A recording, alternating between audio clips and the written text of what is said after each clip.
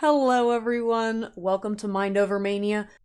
Today I'm recording another pick a group reading. How a pick a card reading works is you will utilize your intuition to select a pile that will have intuitive messages and guidance from spirit through the cards in each pile. A couple different ways to determine if a pile is for you. Your eye will either get immediately drawn to a specific group or a color. And if you're feeling unsure, I recommend putting both feet on the ground, taking a couple deep breaths, and allowing your mind to be cleared of any other thoughts going on, and then selecting your pile. Today's pick a card reading is, do they miss you? This could be any sort of scenario. It doesn't necessarily have to be a romantic relationship. The cards will usually dictate what's going on in the situation, but we'll do a bit of a vibe check at the beginning to determine if it's your reading or not. If you are interested in booking a personal message from me, feel free to check out the links down below and make sure you like and subscribe for more content, and leave comments down below if you like my vibe, like what's going on here. I appreciate any and all support that you guys give this YouTube channel. We have 4 piles today to select from. We have the red umbrella, the turquoise green blue umbrella, the orange umbrella, and the pink umbrella. I will see you at your pile. Take care. Hello everyone, you have chosen group or pile number 1. In today's message, we are channeling, do they still miss you? Do they think about you? I'm not really sure what's kind of going on with this pile, but we're going to do a brief vibe check at the beginning of this reading to make sure that this is your right pile. And then we're going to go ahead and get into the messages about this person and maybe what they're thinking and feeling right now.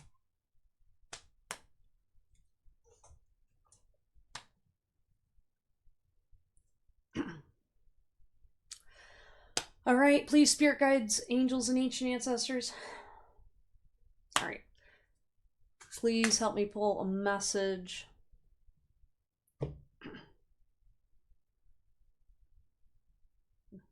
There we go. Alrighty, guys, pile number 1. I'm feeling very ungrounded. Like, wow, maybe you guys are very, very spiritual, and this person's on a very different vibe than you. Maybe you guys have a hard time staying grounded consistently. Yeah, maybe you guys are very good at intuitively picking up on messages, and you're not really sure if this is a psychic message. Is this a message from this person? Is this in my head? I definitely feel pile number 1, you guys are confused about your relationship with this person. The card that I pulled in regards to this situation is, I hope that you can forgive me one day. Yeah, I feel like you're feeling that this person has a lot of regrets in regards to missing you. I feel like this person made a mistake, or they messaged you recently and you're sort of feeling trapped, or they're feeling trapped. But there's definitely a frequency going on here of, will we reconcile? Does this person want to know my thoughts and feelings about them? But I feel like a lot of you guys, pile number 1, you're caught between different spiritual messages that are going on here. Like with the whole forgiveness, I feel like you're trying to determine, do I forgive this person? Do I need to allow this person back into my life? There's definitely just this ungrounded energy that I just can't seem to like get clear. And it's been since the beginning of this message, I was like, I don't know if this is anxiety, or I don't know if I'm just not being clear, or my energy's not cleared out. But there's a lot of hope that you have for this connection, pile number 1, and you're really, really wishing that this person, or whatever's going on, will resolve so that way you can at least move forward. And you're hoping that it'll be with this person. Again, I don't necessarily feel like this is inclined towards a romantic partner or a family member, but I do feel like this person is someone that you feel close to. It's something that, like, you feel it inside your body, or there's just something about, like, you like when this person holds you, or there's just some kind of an energy here that it's a very neutral, loving energy. It's strong, but it's not necessarily, like, I can't apply it to just one kind of scenario, if that makes any sense. And we've got one day. Again, this does feel like a very, like, longing energy for the day this person will come back around. I'm focusing on Archangel Michael, though, so I will let you guys know that you are divinely protected from whatever is going on right now, because I feel like there's some secrets that need to be revealed.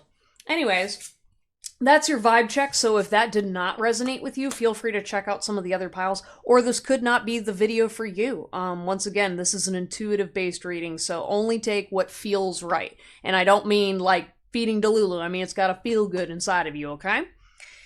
Let's go ahead and get messages about if this person misses you or not. What are their thoughts and feelings, Spirit? All I feel is, like, we're in trouble.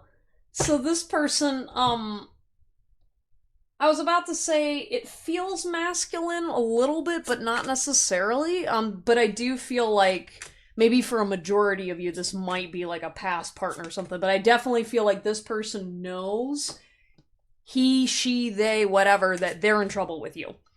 Or there's some kind of a trouble that went on in the past, which is why you guys are no longer in contact. I do feel like this is definitely a no contact situation, or you cut this person off. And specifically what I'm feeling is there's the word cut here. So I definitely feel like this person feels like either you cut and run, where it's kind of like you said something that they think you said was shitty, but someone else would be like, you kind of earned it. And then you left them behind. Or this person's planning on making a move to come back towards you, but your divine intervention is preventing that. Oh my gosh, all the romantic feelings. And again, like I said at the beginning of this message, it doesn't necessarily have to apply towards a romantic partnership, but it just feels like there's just a lot of loving energy that's trapped, and it's bottlenecked inside of this person. And it's bottlenecked inside of you. Like, I'm immediately feeling like my throat chakra is, like, closed. And I'm gonna take my drink, because right now, this person may or may not be drinking over a situation related to you. Even if this person doesn't drink, I do feel like this person has had a lot of internal turmoil or conflict about you guys this thing not being resolved. So again, if this is maybe like a parent or a family member, I definitely see them having, like, late night phone calls with a spouse or with somebody, just trying to get a grip of the situation, and trying to, like, explain their thoughts and feelings and emotions, and trying to just understand what happened.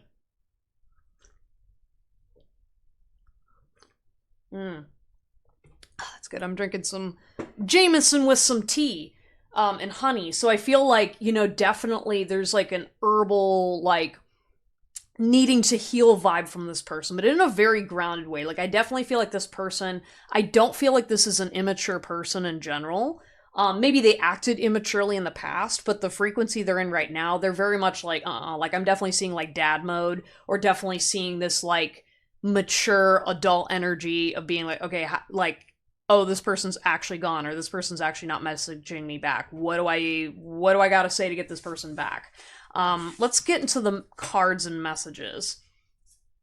I don't want to see you with anyone else. I know you need them, but it's not as much as I need you. Yeah, I definitely feel like this person took you for granted. Whoever this person was, whether, again, it's a parent, a spouse, a partner, a sibling even, there's definitely an I need you energy. And they definitely feel like you have proven to them that you don't need them and that they need you. If anything, it's less so about, like, you not needing them and more so that they need you in their life. Because I do feel like this person kind of spirals out when they haven't heard from you in a while, and they start to, like, freak out and have anxiety.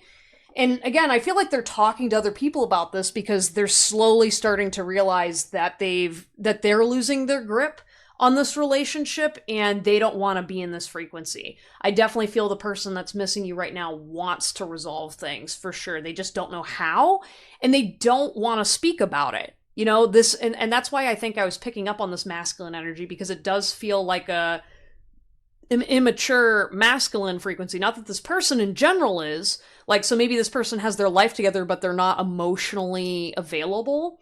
This is the type of person that what they do is they want to resolve all of their emotions and fix them on their own without consulting with you or even consulting with other people. I feel like them even reaching out to either a therapist or a professional or even just to talk to someone that they think is knowledgeable, which more than likely isn't because they're emotionally immature, but like it's just this energy of like, I need you, I need my parent, I need my spouse, I need my kid, I need something, because this person's definitely, again, not desperate or frantic, because yeah, I mean, they could survive without you, but there's definitely an energy of like, no, like this is a missing piece in my life that I'm no longer willing to continue the way things are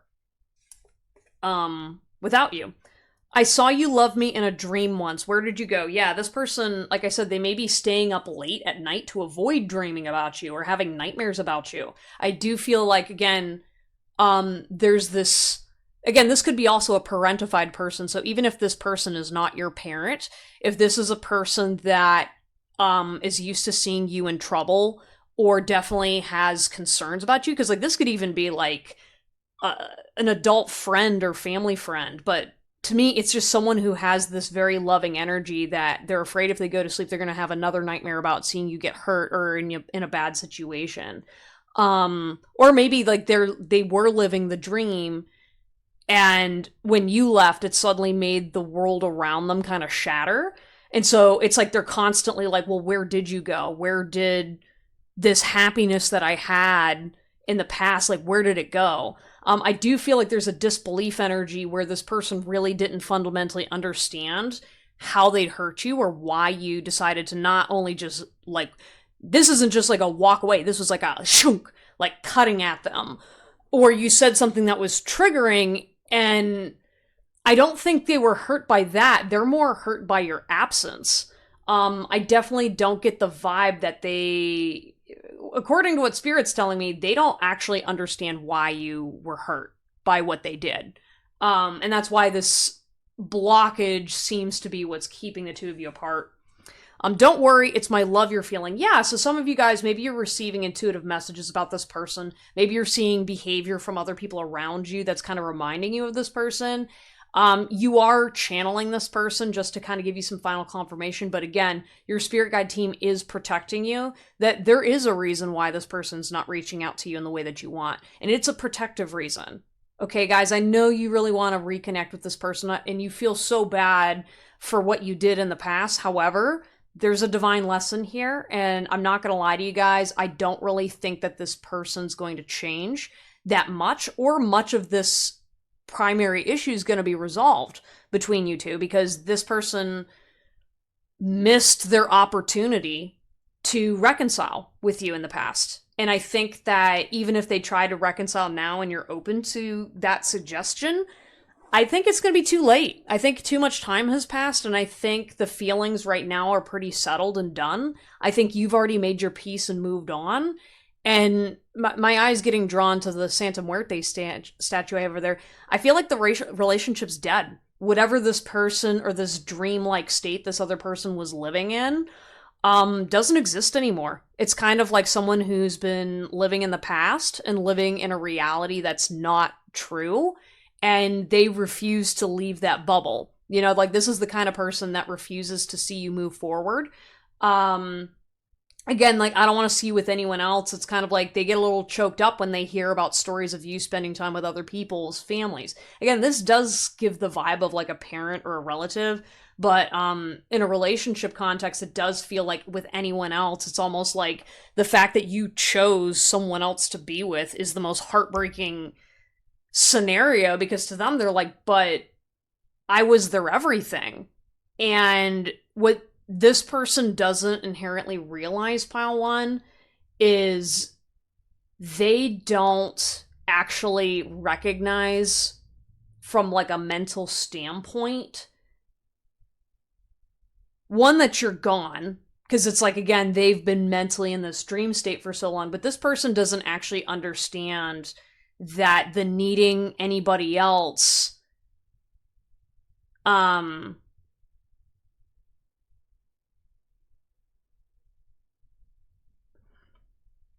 sorry, I just kind of popped out. My PTSD got triggered a little bit. That was kind of strange, guys. Sorry about that. Yeah, maybe this person does have PTSD or something that happened to them that's why they can't inherently connect with you.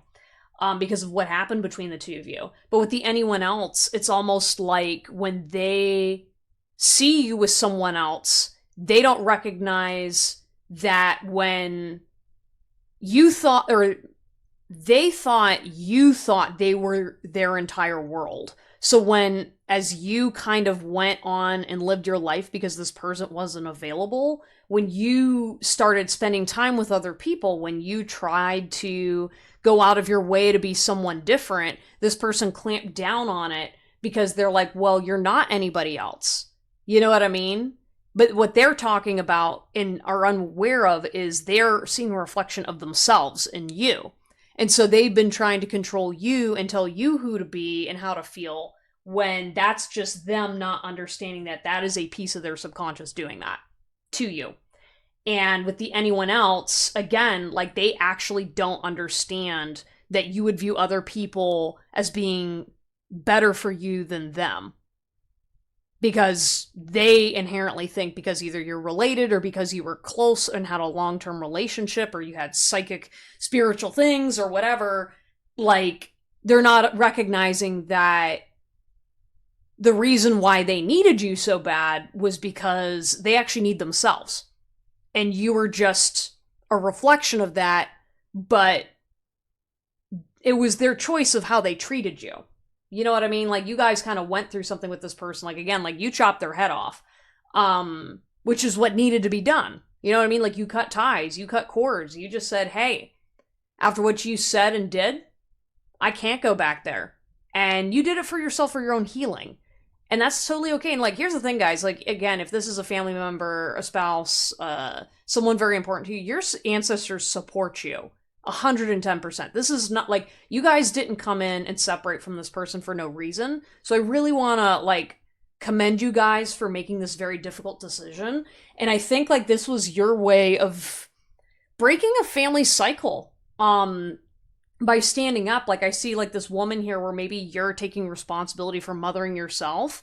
Or again, maybe you didn't have great parental figures. So even if the person you're reading about is not a family member, whatever happened between you and this other person, you are breaking a cycle related to trauma healing from family cycles. And basically saying, no, I will not be abused. I will not allow this kind of behavior. And I'm trusting my intuition and myself first before relying on other people just because they seem smarter, they have an authority figure type energy, they have a lot of money, like whatever it is. You're basically saying, I don't care what you think is best for me, I'm going to decide what's best for me. And that's what Spirit wants for you too, because Spirit knows how to help you with that. We've got You Blow My Mind. Can you blow something else too? Yeah, I do feel like yeah, you kind of blew this person's mind when you left and the things that you said, because they've like, this person feels like they've never considered your thoughts and opinions on this stuff. Like, I see this as an authoritarian type person of literally just, they're just saying everything to you and you didn't talk back, or you never shared your true thoughts and feelings because you never felt comfortable, and you're like, well, they don't listen to me anyway. And so you kind of just like blew their mind, and they think you're smart, but again, like, this person doesn't see you correctly. Again, maybe this person also wears glasses, or there's some kind of like, they don't like actually sit and talk to you very long because they don't know how.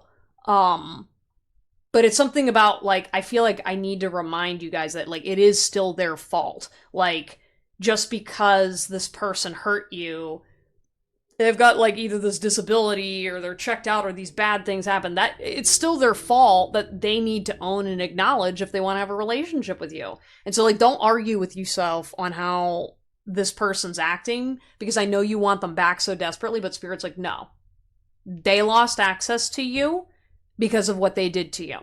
Nobody gets to treat you like that, okay? The death energy is basically telling me that, like, you guys need to accept what was and what is now. Because the longer you stay in death energy, you won't receive the life energy that you need to rise out of the situation and get the healing and growth that you need and require to move forward. You know, because obviously you're never going to stop caring about this person, especially if maybe this person passed away, but you feel you're still in a grieving phase. Regardless, like, that grief can't move through you and out until it's been acknowledged that you were hurt in the first place. Because I think that's the missing piece in all of this cycle that you're in churn you're having with this person. You just won't accept the death of the version of you that you used to be with this person. It could be the death of, like, child you. You didn't even have to know this person that long or that personally close. It's just that it triggered a death in you. And those wounds are going to move you forward in order to heal them until you acknowledge them. Let it happen, please God, let us happen. Yeah, I feel like this person does pray a lot to fix things. However, what's kind of awkward is spirits answering their prayers by saying, no, you don't get access to this person. But I don't think they're not releasing what they need to release in order to resolve this. You know? So it's kind of like you guys feel mutually tied, but you're like two different people, you know? Like, this statue's made of plastic, and then this statue over here is made of wood, you know? Like, different materials, different obstacles, different journeys. And just because your souls are biologically related doesn't mean that your journeys are the same. You know, and I think that's another thing too, is like our parents, our spouses, important people in our lives, you know, we can have very significant ties, but that doesn't mean that you're going to receive that connection that's going to be the healing that you need, right? And so that's why it's like, don't take it personally, you know, because clearly there's love here. It's not like there's a hidden resentment, because I think everybody at this point is very aware that this relationship's over and how everyone truly feels. But I think what's not being acknowledged here is who is wielding the sword. Because I think either the feminine or you guys are not acknowledging to the depth of which this person hurt your discernment and regards towards you and your boundaries and your body and all these other things you need to heal. And also relationships with family members. Love me harder, love me loud, love me, only me. Yeah, again, there's kind of this energy of like they're very obsessed or kind of toxic with like everything has to be about them. And it's like you're not their mother, or you're not in charge of their emotional well-being. They are, but they were never taught to self-regulate, so it's kind of hard for them, and that's why they're like, only me. You know what I mean? Like, I'm only thinking about me. I'm not ever considering, well, if I say this toxic thing, is this going to hurt someone else's opinion or feelings? It's like this person doesn't care because they're like, oh, it's a fact, or oh, it's not important, when it's like, yeah, if it was important enough for this person to leave, then you did something wrong. But this person doesn't believe they did anything wrong. Because again, they're like, I'm not holding a sword. I didn't do anything.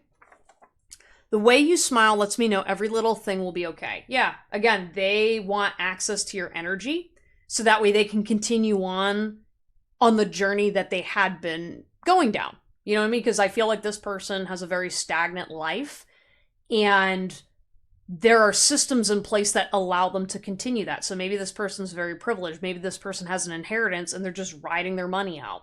You know, maybe this person made financial decisions that were good for them, but because they don't have the emotional intelligence, they're just gonna kind of wither away. They're gonna just sit there and exist and not grow. And that's where they want to stay. And there's something that you need to acknowledge about that frequency of understanding, like, that's still a trapped energy. Like, again, maybe someone's trapped in a marriage that they can't release. Maybe there's something, like, I'm seeing, like, the hair on Archangel Michael. You know, maybe you needed to change your appearance to get away from this world.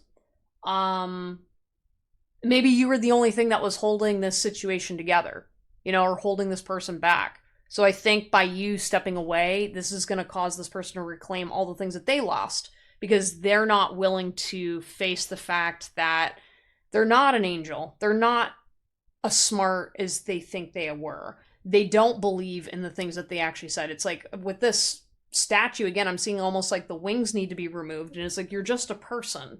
You are just a person. You're not a villain in this story. You're just, you're just being a human. You did some innocent things, and, sometimes adults and human beings hurt each other, but like, you didn't.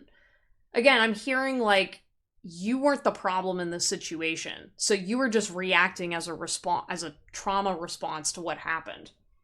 Could be reactionary abuse too. I couldn't get any harder if I'd tried. Yeah. That could be a romantic, in regards to a romantic partner. I do feel like this person like gets off on missing you a little bit. And so that's why I don't really see them work, like, they slowly work their way back towards you. But again, if they can't acknowledge that they did something wrong, and that you, and if they get off on that longing, that's kind of them just harming themselves. You know what I mean? Like, I definitely feel like this person has a really big ego. It could be toxic masculinity. It could be just this energy of like, I'm invincible and I need to be invincible. And all it is just them hurting themselves. I see like King Midas, with this golden statue, where it's like, yeah, he turned his daughter to gold. And in this scenario, though, the person that turned his daughter to gold, he lost his chance at ever connecting with her again, and never understood why she turned to gold. And he just never learned the lesson until he lost her, I just don't think that this relationship's coming back, guys. I'm sorry. Yeah, I've been talking a little bit too long, but I'm gonna keep reading cards. I'll try to speed up. I waded through hell to find you. I'd do it all again just to try find you again. Yeah, I feel like this person says they want to work on themselves, and they are doing work on themselves, but not in relationship to you. And I think that's where you guys really need to have that discernment. Again, this person they have an ego. I wouldn't say this person's a narcissist, but this person does have an ego. And this person, again, is trying to find themselves without ever connecting to you. Like, this is the guy that, like, he cares more about looking like he's the star of the show. He looks more about his image and making sure that he doesn't have egg on his face, and that he can be absolved of moral wrongdoing, and just thinks that, oh yeah, well, all I gotta do is, maybe if I make more money, maybe if I try to, like, I don't know, I'm hearing like singing or whatever, like maybe if I like write a song about this person, or maybe if I do whatever, it's gonna win her over. And it's like, that was never the problem. You know what I mean? Like, you turned like, erecting a giant golden statue to yourself doesn't win the girl back. You know what I mean? Again, that just feels like a masculine ego that just needs a really rude awakening if they want you back. You know what I mean? This is kind of like this has to change on a soul level. This can't be an individual, I go to therapy and whatever. This has to be spiritual changes. And you don't have time for it, and you shouldn't. And I think that's part of the journey that you need to go on, is understanding the difference between the men that are putting in this effort and recognizing the golden statue and tearing it down, as opposed to the ones that are, just living in that moment. Please don't ever change. Yeah, they can't accept that you grew up, that you changed, that you learned, that you saw something about them that they don't like, that you don't like, and you move forward.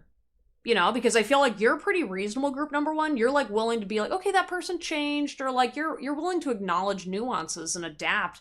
You have a lot of like new ideas and are free thinking, versus this person, like, they think they're original and new when really they just have an emotional attitude towards change that will never allow them to emotionally develop deeper. Again, intellectually, they're sound.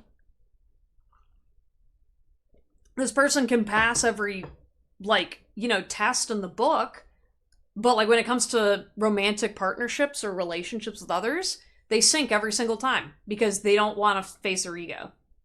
And I've got friends like this too. Like, I totally get it. And it's just like, you can only be friends with bits and pieces of them, but you can't reveal all of yourselves to them. So I feel like you guys, group number one, you're also kind of grieving this relationship.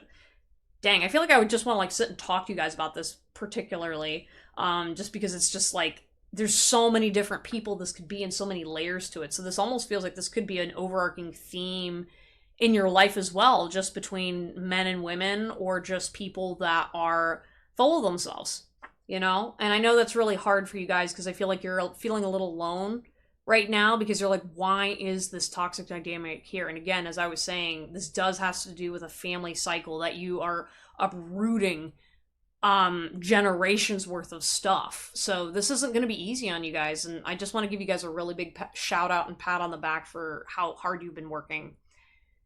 Love me dearest, love me true, let my heart always make its home in you. Yeah, there's something too about the energy where like they want the truth.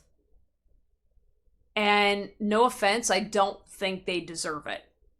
Not yet. I think you guys need to let this person break down. And like I think one of the problems here, you guys, group number one, is you're trying to force this change when this needs to come from themselves.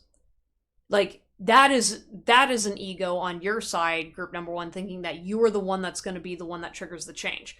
You're not incorrect, but it is incorrect because it's going to be on their time, not your time. And that's where you're wasting all of this energy and cycles with different partners and different people when you're not realizing that you are what they desire in themselves, and that has nothing to do with you. You're just an image. You're just a statue to them. And I think that really fucking hurts, and it sucks, but you're gonna overcome it when you start acting like a person again and being around people that treat you like a person, because these people stand out.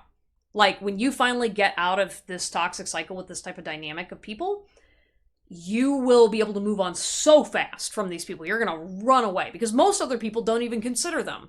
And that's why society pushes these people away. It's not that they're misunderstood. It's that they continue to misunderstand everyone else around them. But because they have a superiority complex and they happen to be smart sometimes, and like, you just need to think through it, guys. You know, be really kind of discerning with these sorts of people and go slow and be compassionate with yourself as you're healing, because I do feel like there's kind of like a mother wound or a father wound or some kind of a cycle here that you witness time and time again, and it's finally coming to a close. You will always be God's perfection in my eyes. Yeah. And again, I do feel like this person puts you on a pedestal. And I think that's part of the problem of why they view you as a statue. Is it's not just because they have an ego, guys. It's not like this person's like inherently evil. And I do feel like you guys have a hard time discerning when this person's like discerning this person's toxicity, because of the standpoint of, for example, this perfectionism that they've placed on you is what's been hurting on you the whole time. Right? Because, like, for example, if you're like daddy's little girl, or you're the perfect girlfriend or boyfriend, this person puts you on a pedestal in a way that you can never do right by them because it's in their head.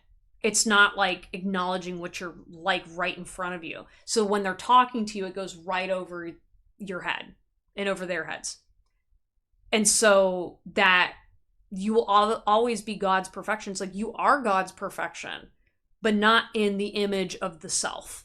Okay? Not in the image of the self and this person's self. Okay? They need to break through that on their own in order to be able to connect with other people authentically. And it's going to be a huge, like, it's going to be like the Tower of Terror moment for them. But they'll get through it.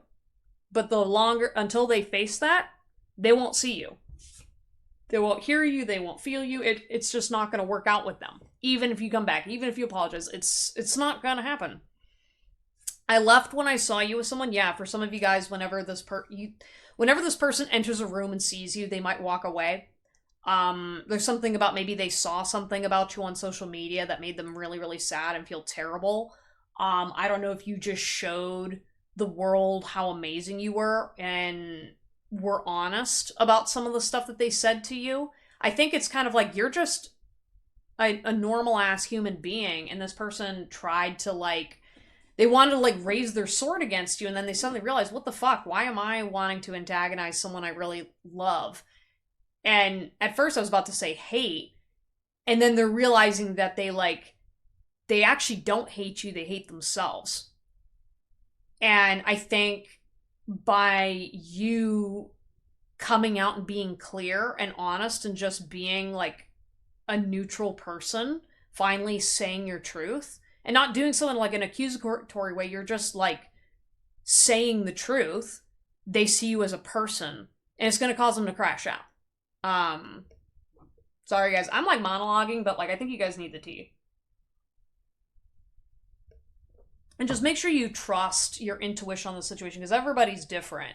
That's why I don't want to like tell one specific narrative, because not everyone's going to crash out, but I definitely feel a lot of them are to some degree.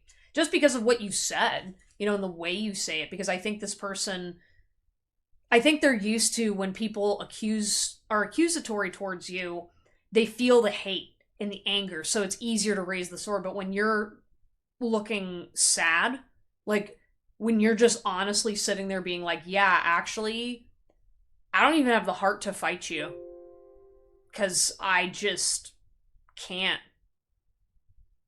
I can't do it. It's gonna cause them to fucking shatter on the inside, because they're realizing what they're doing. And they see you as a person. Because that's the humility. We both know I am not the one for you. Yeah, so somebody here might be sitting there thinking, oh, this is my future partner, this is my spouse, this is my forever person, he was my twin flame, he was what? No. Guys. I'm sorry. You also put this person on a pedestal. Again, even if this is a parent, and not romantic, this person isn't available to be your parent. This person isn't available to be your friend, your partner, your significant other, sibling, whatever is going on here. It's like the things that you need in order to survive and have a healthy life, you can't get from this person. And they missed out on you. Don't give them access after years of this shit. You know what I mean? They're the ones that are made of plastic. Okay? And they need to stay in that energy for this time. And I know you want to hear something different, but I think you just need to close this cycle out and move forward and not keep bringing it back up for your own sake. My life is not as together as it seems. Yeah, for a lot of people, you know, maybe this person does move on after this mistake, but like, you scarred them for life. They know you love them. And I want you guys to understand that, like, they're gonna be alright, but they're never gonna be the same. They're never gonna have access to the light that you shone on them. And that was their choice to make, not you. Okay, it was their choice to hurt you, to make the mistakes that they did, especially when they were told and giving. This person was giving so many times and chances, you guys. I don't want to hear you fighting about, well, the final forgiveness. No, you're inhibiting this person from learning their lesson, because nobody who acts like this should have access to someone as special and great as you. Okay? And don't, I already hear your energy fighting like, well, what, blah, blah, blah, blah. No. Okay? Accept that this is the lesson for them, and it's the lesson for you. That good things deserve to be preserved, protected, and loved unconditionally. And this is not unconditional love. And you need to be receiving that now. Okay? You're not going back to this cycle. You did so much work. It's over. Okay? It's really over. The timing just wasn't right for us. Yeah, some of you guys are going to say, oh, it was divine timing. No. There's never going to be a right time when this person's in this frequency.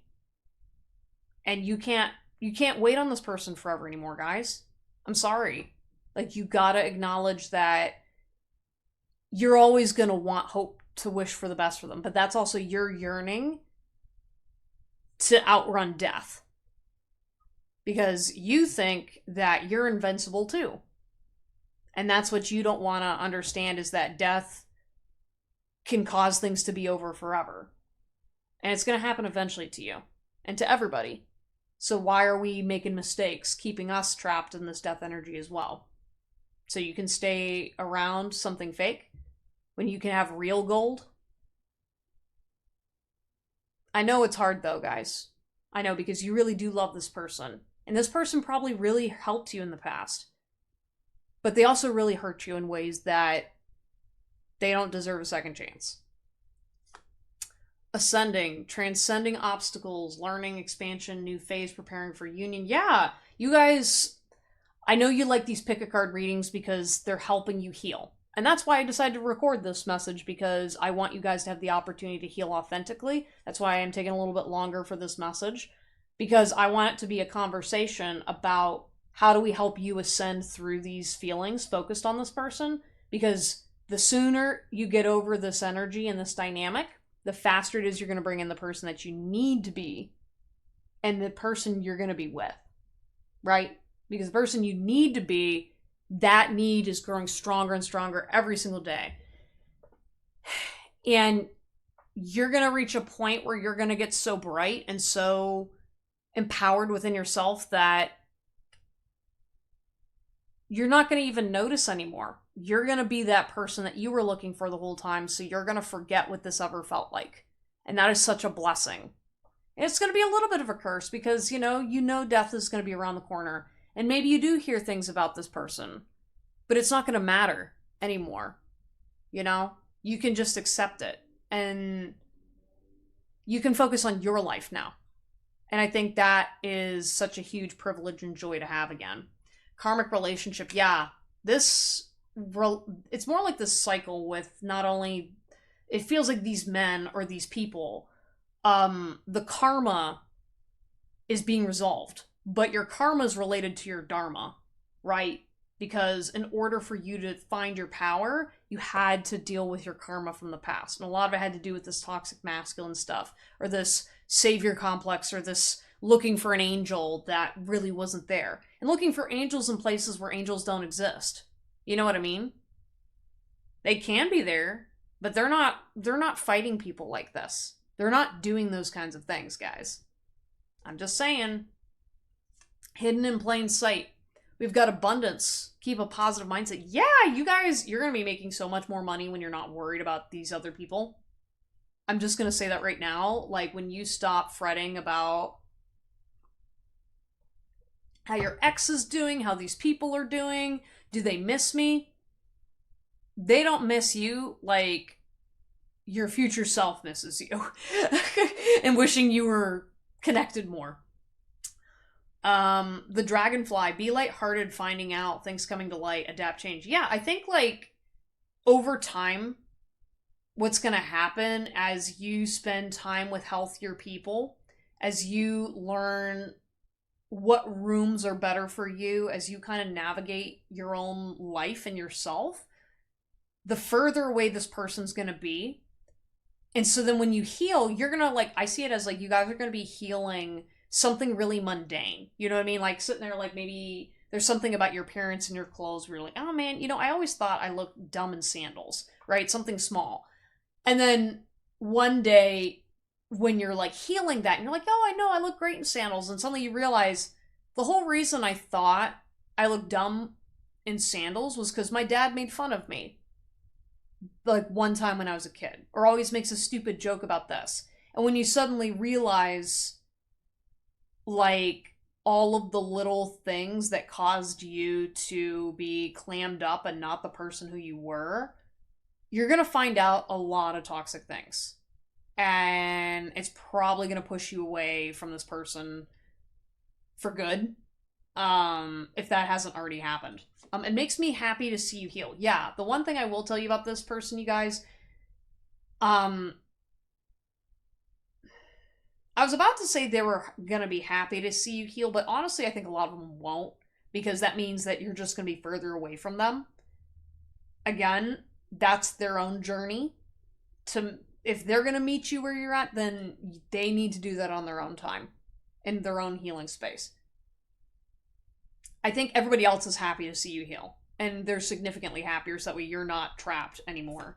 I was about to say, I'm so sorry I didn't believe you. Yeah, there was something that maybe you were right about.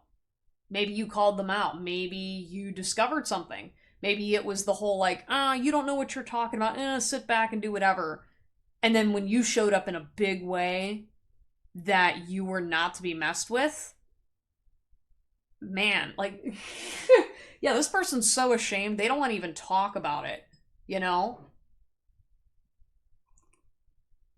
You guys stun this person into silence. Like, I wouldn't be surprised if this person watches you on the news or like social media, or like are hearing about you through other people, and they just shut the fuck down. They just shut down, realizing, wow, I was the person that actually believed that I was better than this person. Like, I feel like the Taylor Swift with the song Mean. I didn't know how to comfort you. Yeah, this person can't comfort themselves. But what they didn't need to do was talk shit in front of you, treat you like shit. Like, they should have been comforting you when you were grieving, and instead they spat in your face and told you to suck it up. And this wasn't even just a stranger. This was someone that was like close to your heart. And they keep saying like, I didn't do that. I didn't do that. Yes, they did. And until they have the balls to face that version of them and have their Tower of Terror moment, they can't fess up about it. And you need to have your Tower of Terror moment to realize that they did this to you. And they didn't do it by accident. I think that's the hard part that you're having, is that this wasn't an accident. This wasn't about trauma. This was about a choice they deliberately made. Because this person has way more power, and they're insecure. You know, they had all the power in the world to make a different choice, and they chose their insecurities over you. They chose belief systems that would have harmed you over you. They chose lies, and they chose death over you instead of life and bringing things to life. They chose to siphon energy from you. They chose to take from you, and they chose to just push you away. They're the ones that caused the death of this relationship. And sometimes I didn't know what to do. Yeah. And to me, that's just such a cop-out energy. They're like, oh, I didn't know what to do at the time. Well, you didn't need to do that. You know what I mean? It's kind of like, oh, there's a fire, and instead of like looking for something to put it out, they just like were like, let me just sneakily throw more gasoline on it just to see what it does. Like, this is the kind of person that like claims like they weren't picking on you or weren't trying to antagonize you, but they were.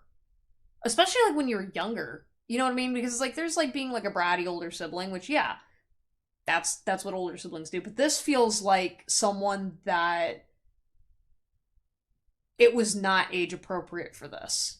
You know what I mean? It's kind of like, it's like that weird uncle that likes to pick on kids because they have low self-esteem.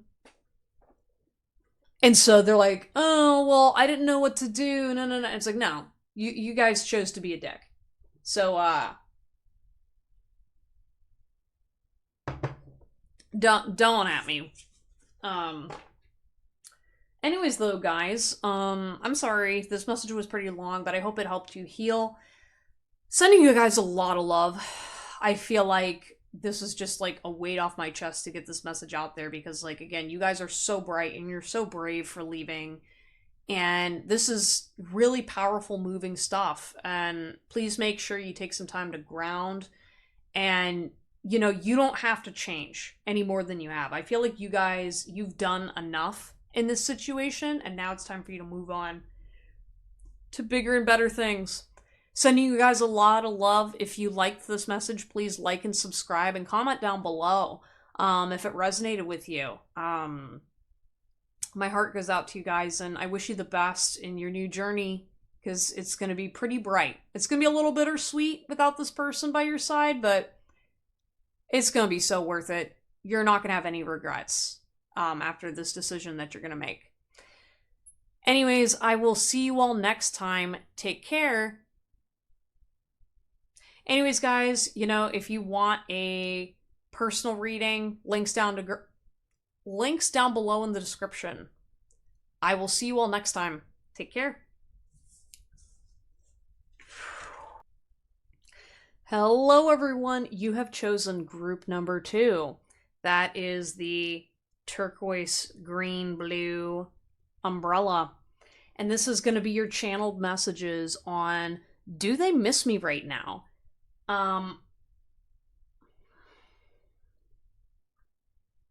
We're going to start with a vibe check at the beginning to see if this is the right pile for you. If it doesn't resonate, feel free to check out one of the other piles, or this might not be the reading for you.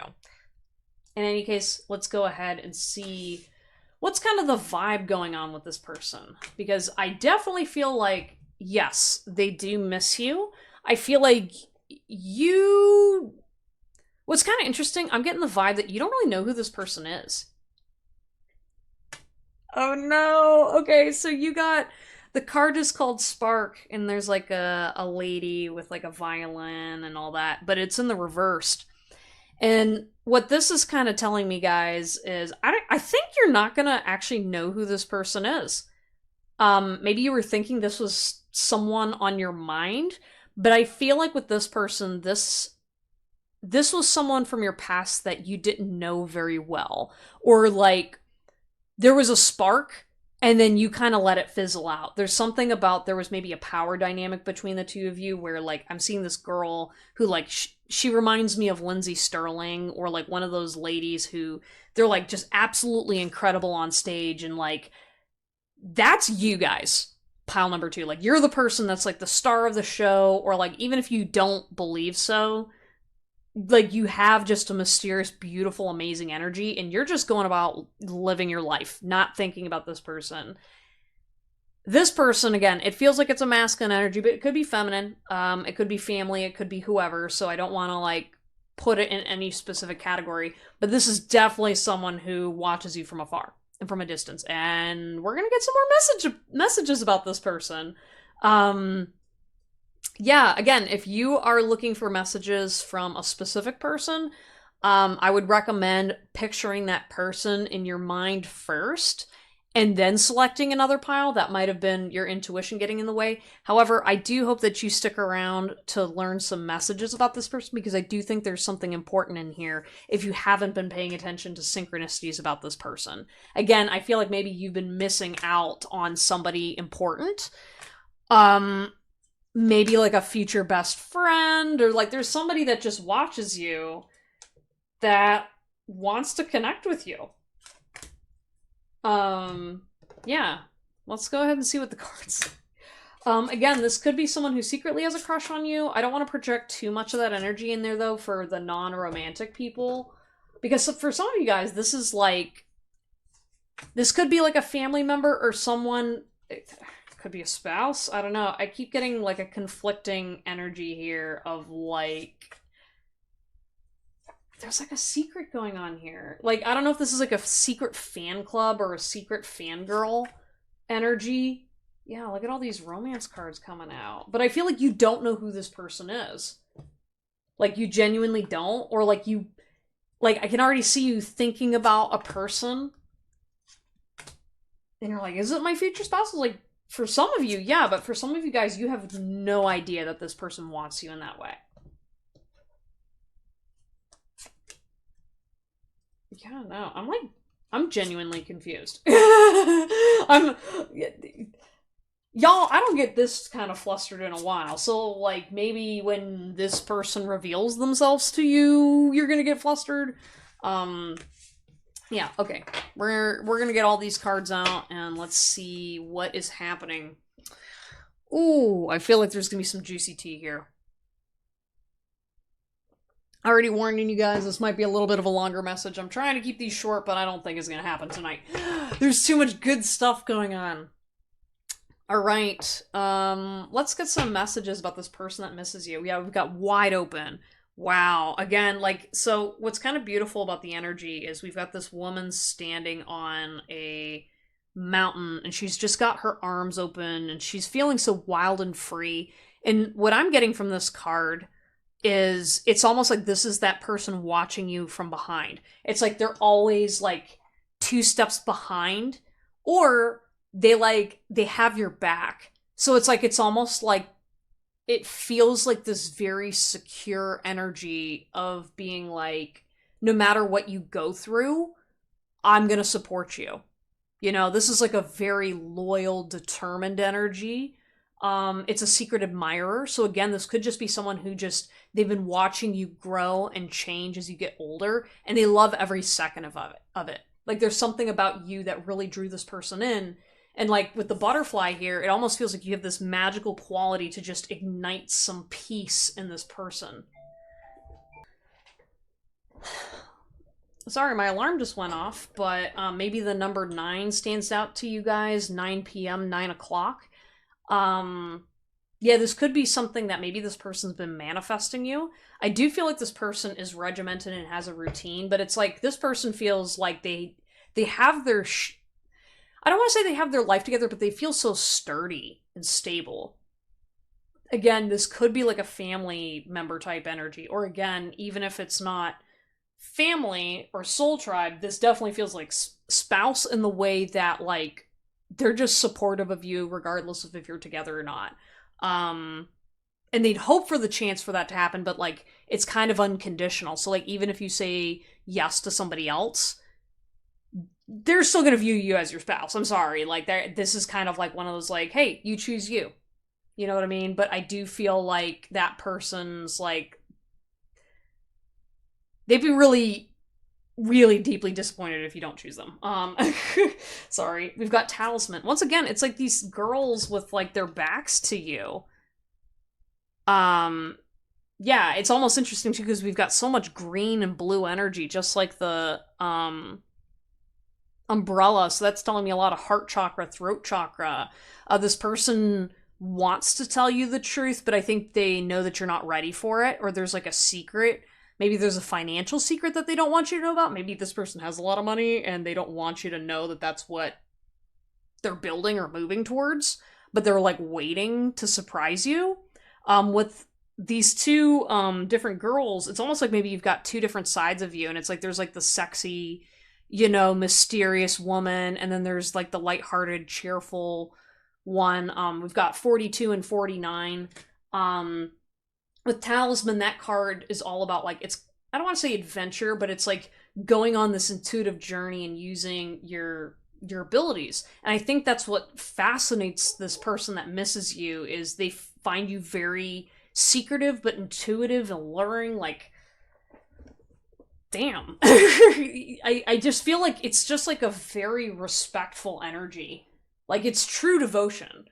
With the rune card there too, I almost feel like maybe this person's also a bit spiritual or psychically in tune, and I do feel like they do energetically watch out for you, but I do want you to be kind of careful when you try to channel this person, because I do feel like your spirit guides are intentionally staying quiet about this person's energy. So like, for example, if you're like, oh, I want to do a card reading about this person, it's not going to work, guys, because this person's also pretty psychically powerful and they don't want you to know before things are ready, if that makes sense. We've got Deep Freeze, 26. Maybe this person's 26. Maybe this person's younger than you. Or maybe they just have a younger mindset than you. With the Deep Freeze, I just feel like this person's just waiting. Or they're like resting right now. I think maybe they know that you've also been kind of like stagnant in a certain kind of way.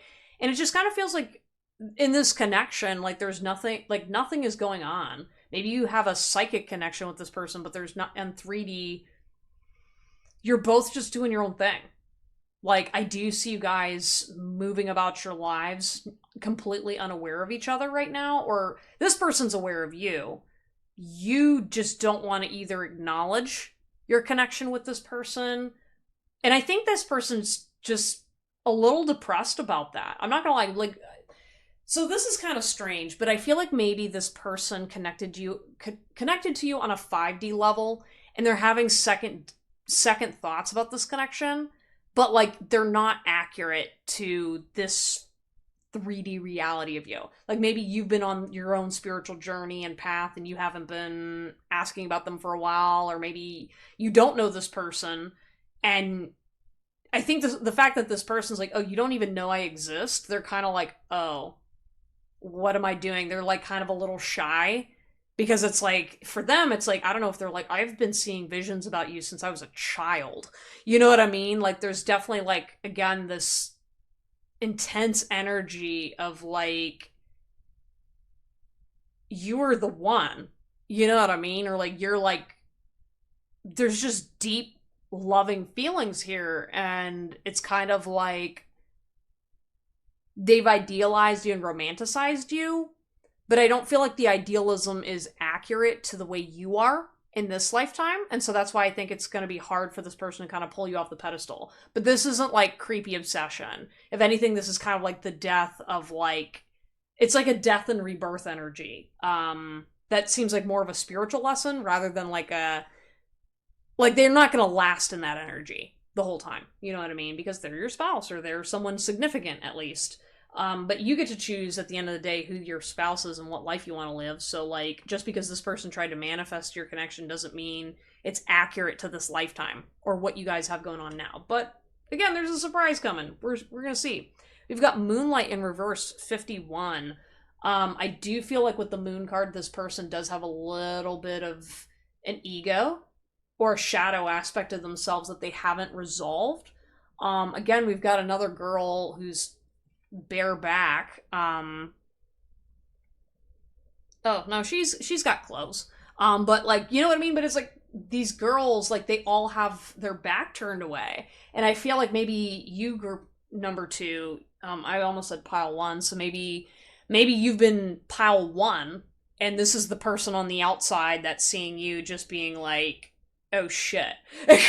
You know what I mean? They're like, they're watching you grieve over somebody that you know is horrible to you, and they're just steaming and trying to be patient when they're like, I could literally buy you a car in cash right the fuck now.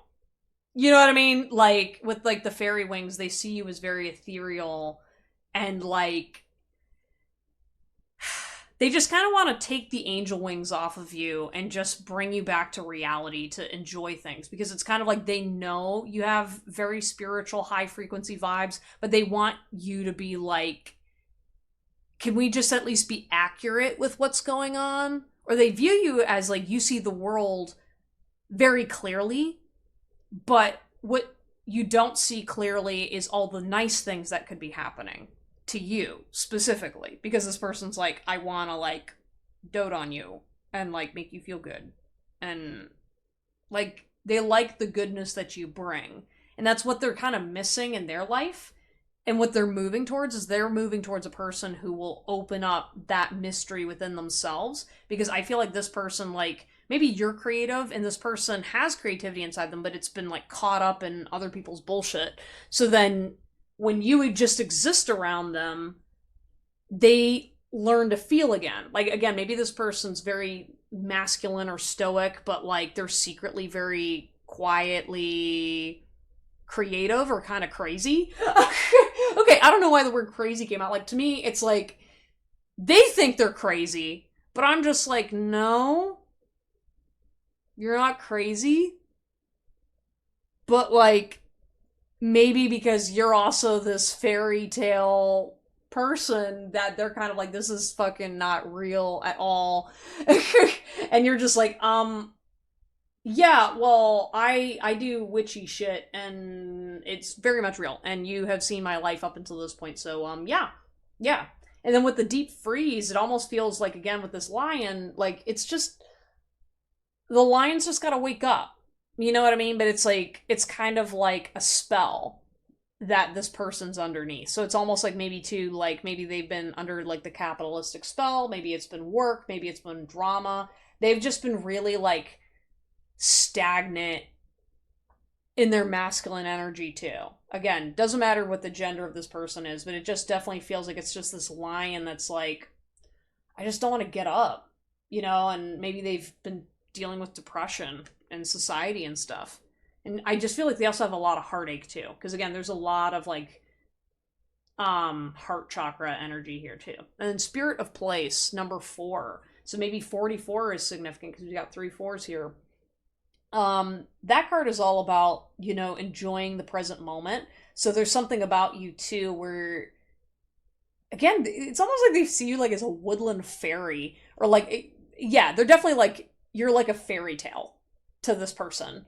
And so whenever they connect with you or whenever they see you, you just like bring them back to this older time in their life that they're just like, ugh, like you remind me of the woods, you remind me of campfires, you remind me of like singing songs that I grew up with, and like there's like flowers in your hair, leaves in your hair, and like you just want to like they just want to like touch you in very like ethereal ways. You know what I mean? Like yeah, there's sexuality to it, but this is like very much like non-romantic, like really like deep feelings.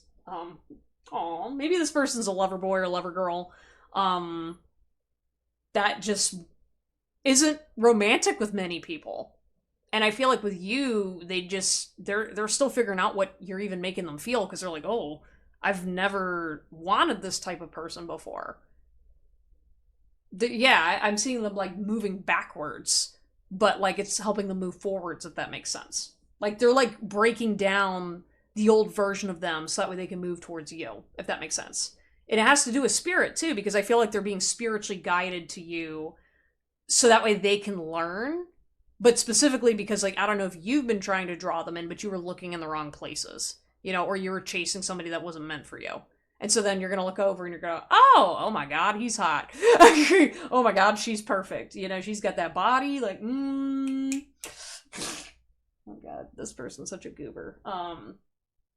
It was my fault, but I blamed you. Yeah, I feel like you have been blaming this person subconsciously. And again, you don't really know who this person is, but it's like this person feels like they did something wrong. And that's why they can't move towards you. Meanwhile, you've just been focusing on your own thing. Like you're completely unaware. And so I feel bad for this person because this person doesn't know how to come towards you. And they feel like blamed and shamed for something because you've been talking about somebody else. I don't know. It's kind of like there's something about your story or your journey that you need to own, and you need to admit that you were at fault for something. With the spirit of place, I think you just need to kind of be like present in the moment to acknowledge and accept your own flaws and faults. Because it's not like, again, I don't think you intentionally did anything to this person directly that was out of line, but I do feel like you idealized a partner in a way that put this person in a place where they didn't want to come towards you. You know, with like the death energy, I feel like you kind of went through your own transformation, or there was some kind of like the death of a other relationship that caused you to not want to come towards somebody. Or again, that spark energy where it was like, we were kind of something, or we were kind of but then you're like, no, no way, not real, not really interested. I want you. Who that had some oomph to it. Yeah, yeah, this person, when they come towards you, because I don't think that this is avoidable. I mean, it could be, but like they're gonna make it just so blatantly clear that you're not gonna really notice anything else. In your conversation with them, like they're gonna make it very, very clear that they're coming towards you and that they want you. Only you, and that's about it. And they can move on. Again, they're like, well, I mean, like technically yes, but like no. Like this is like spiritually guided, like you can't, no. But they are very, very scared that you're going to reject them because again, all they see is your back towards them. So, but maybe you've been on their radar. Maybe you've been kind of like, maybe we're hanging out in the same places. Because I do feel like for some reason, this person, group number 2, this person has access either to your social media, maybe it's public or it's private, and I don't really feel like this person has a secret account watching you, but I do feel like you're connected with someone they know. And so that's how they do know some things about you.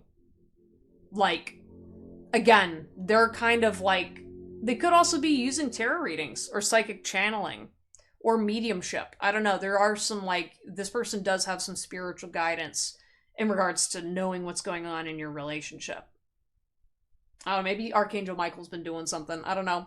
I know I messed up everything. Yeah, I feel like you are being really hard on yourself, and this person wants you to know that, like, even if this person is your spouse, you're not responsible for the actions and behaviors of others.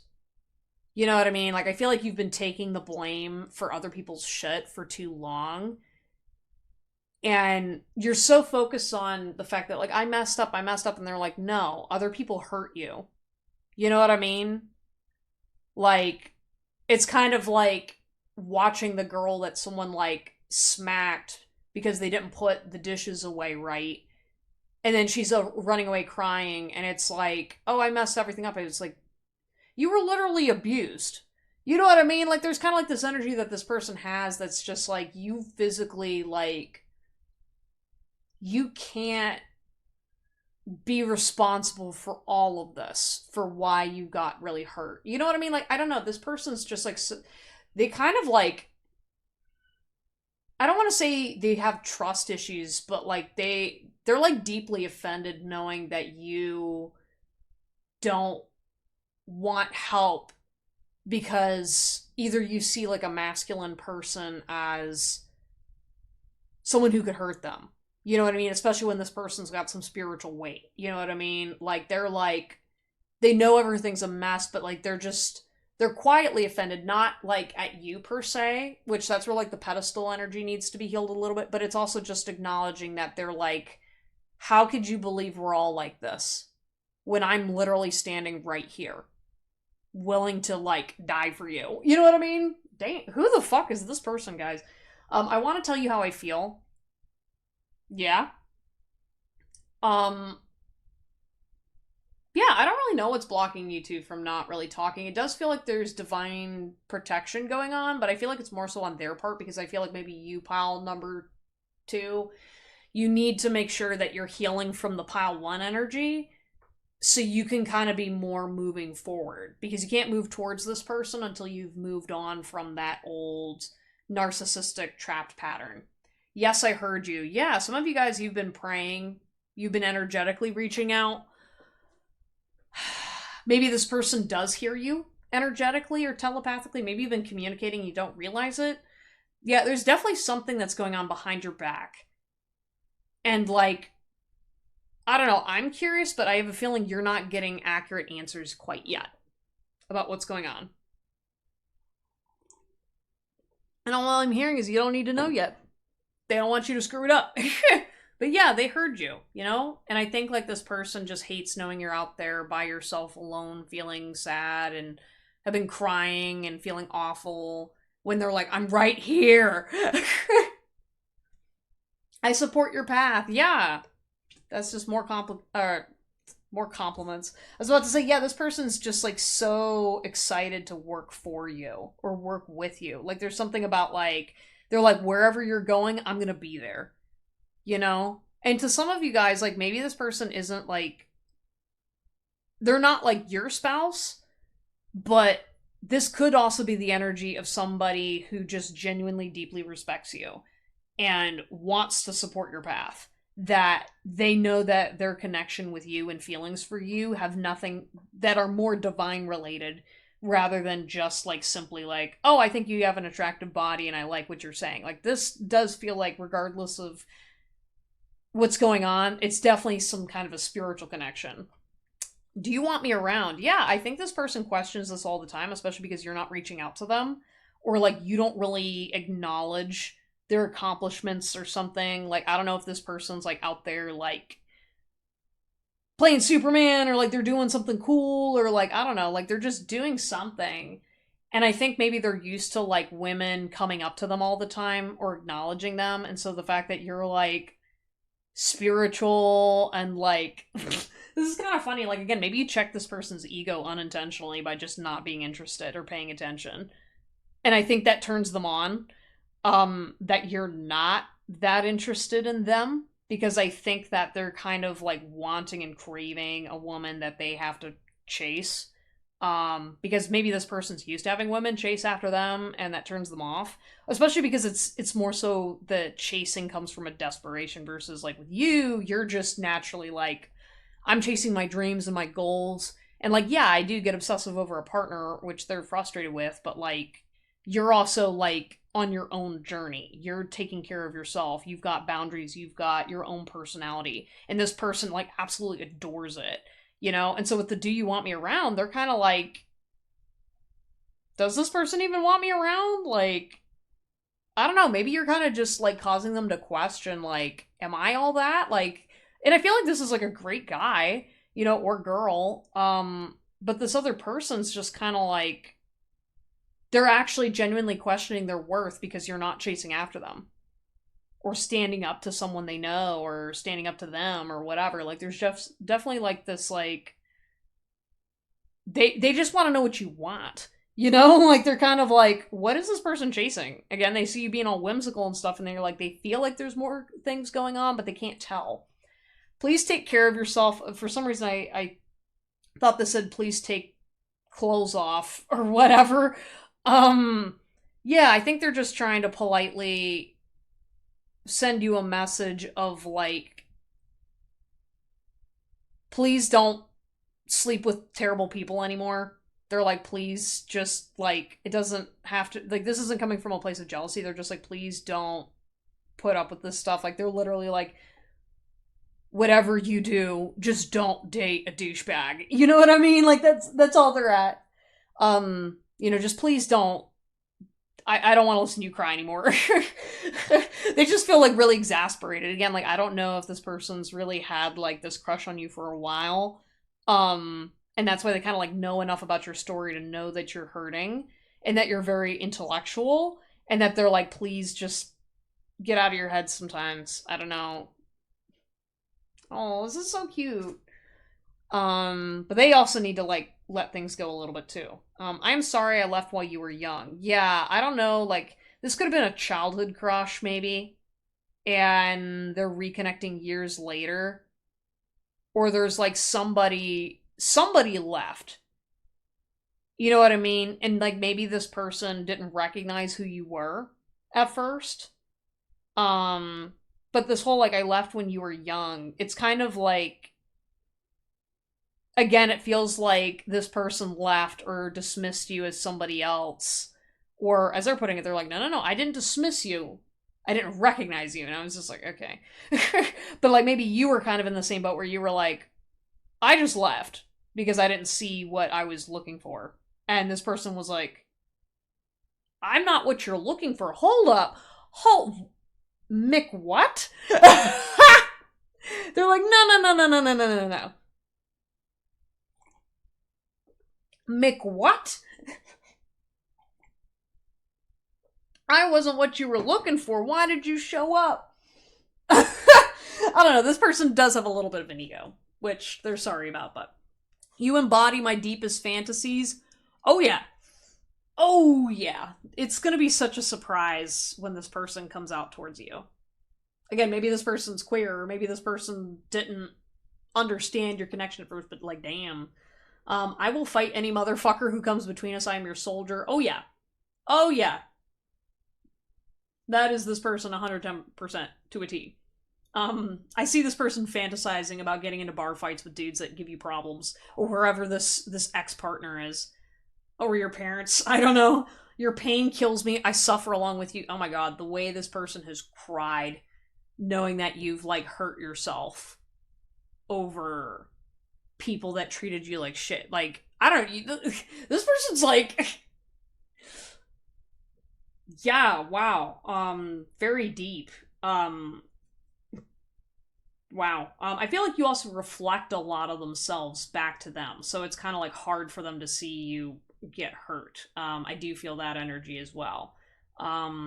Slow, easy, beautiful exhale. It's us always. Yeah, they're just trying to reassure you that like I'm always gonna love you, babe. I forgot how much you made me feel. It's too much to feel at once. Yeah, I do feel like they're trapped in their own feeling bubble. Like, this definitely feels like a heavy feeler person, because I feel like sometimes they're like so overwhelmed with their own thoughts and feelings and emotions that they can't process them and move towards you appropriately, which is kind of cute. Because this person feels definitely like, I can literally go beat up a bear But this girl, I can't even talk to them. Because I don't know what I'd say. I'd probably screw it up.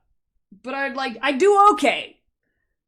But, like, I don't even know if she wants me around. You know what I mean? Yeah. But they do want to, like, see you at night or something like that. There's also something kind of mysterious and romantic, too.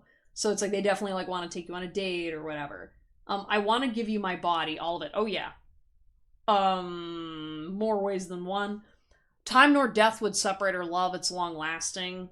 Every time I lose a moment away from you, I lose another chance at life. Oh my gosh. This is very cute. This is the kind of person that would, like, write a novel about you, or, like, poetry. Like, this person would do some really cheesy shit just to prove to you that they love you. Because they don't think you care about them. And they're like, are you gonna make me do something weird to prove it? Because I want to do it, and then you're sitting there like, you didn't need to do all that weird stuff. You could have just said something. Instead, you want to, like, avoid me and do all this other weird shit instead. Okay.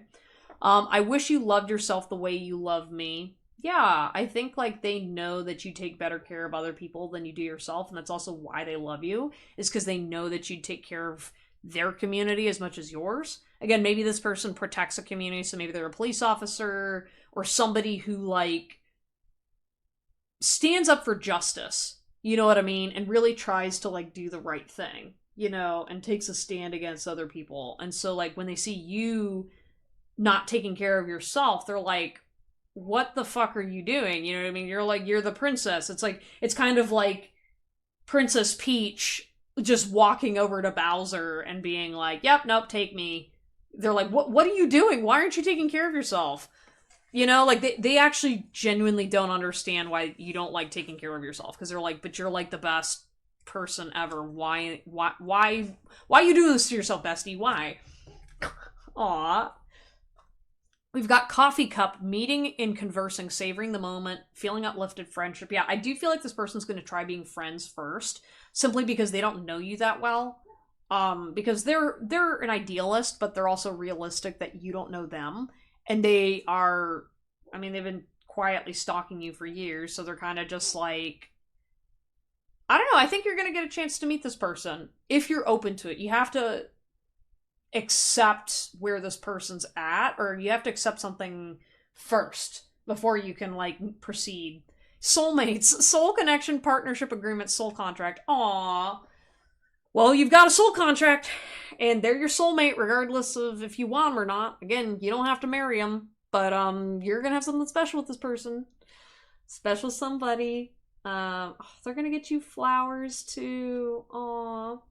We've got sunglasses, watching, looking, stalking, gaslighting, perception, focus. Yeah, I don't know if you guys have been, like, paranoid that you've got a stalker. Meanwhile, you're just reacting to this person's energy watching you. Again, only take what resonates, but, like, I feel like with the sunglasses, this person definitely tries to play it cool around you. Like, this, you're not gonna know this person has feelings for you until it just, like, kind of comes out of their mouth, and then you're gonna be like, surprise Pikachu face. You're like, okay then.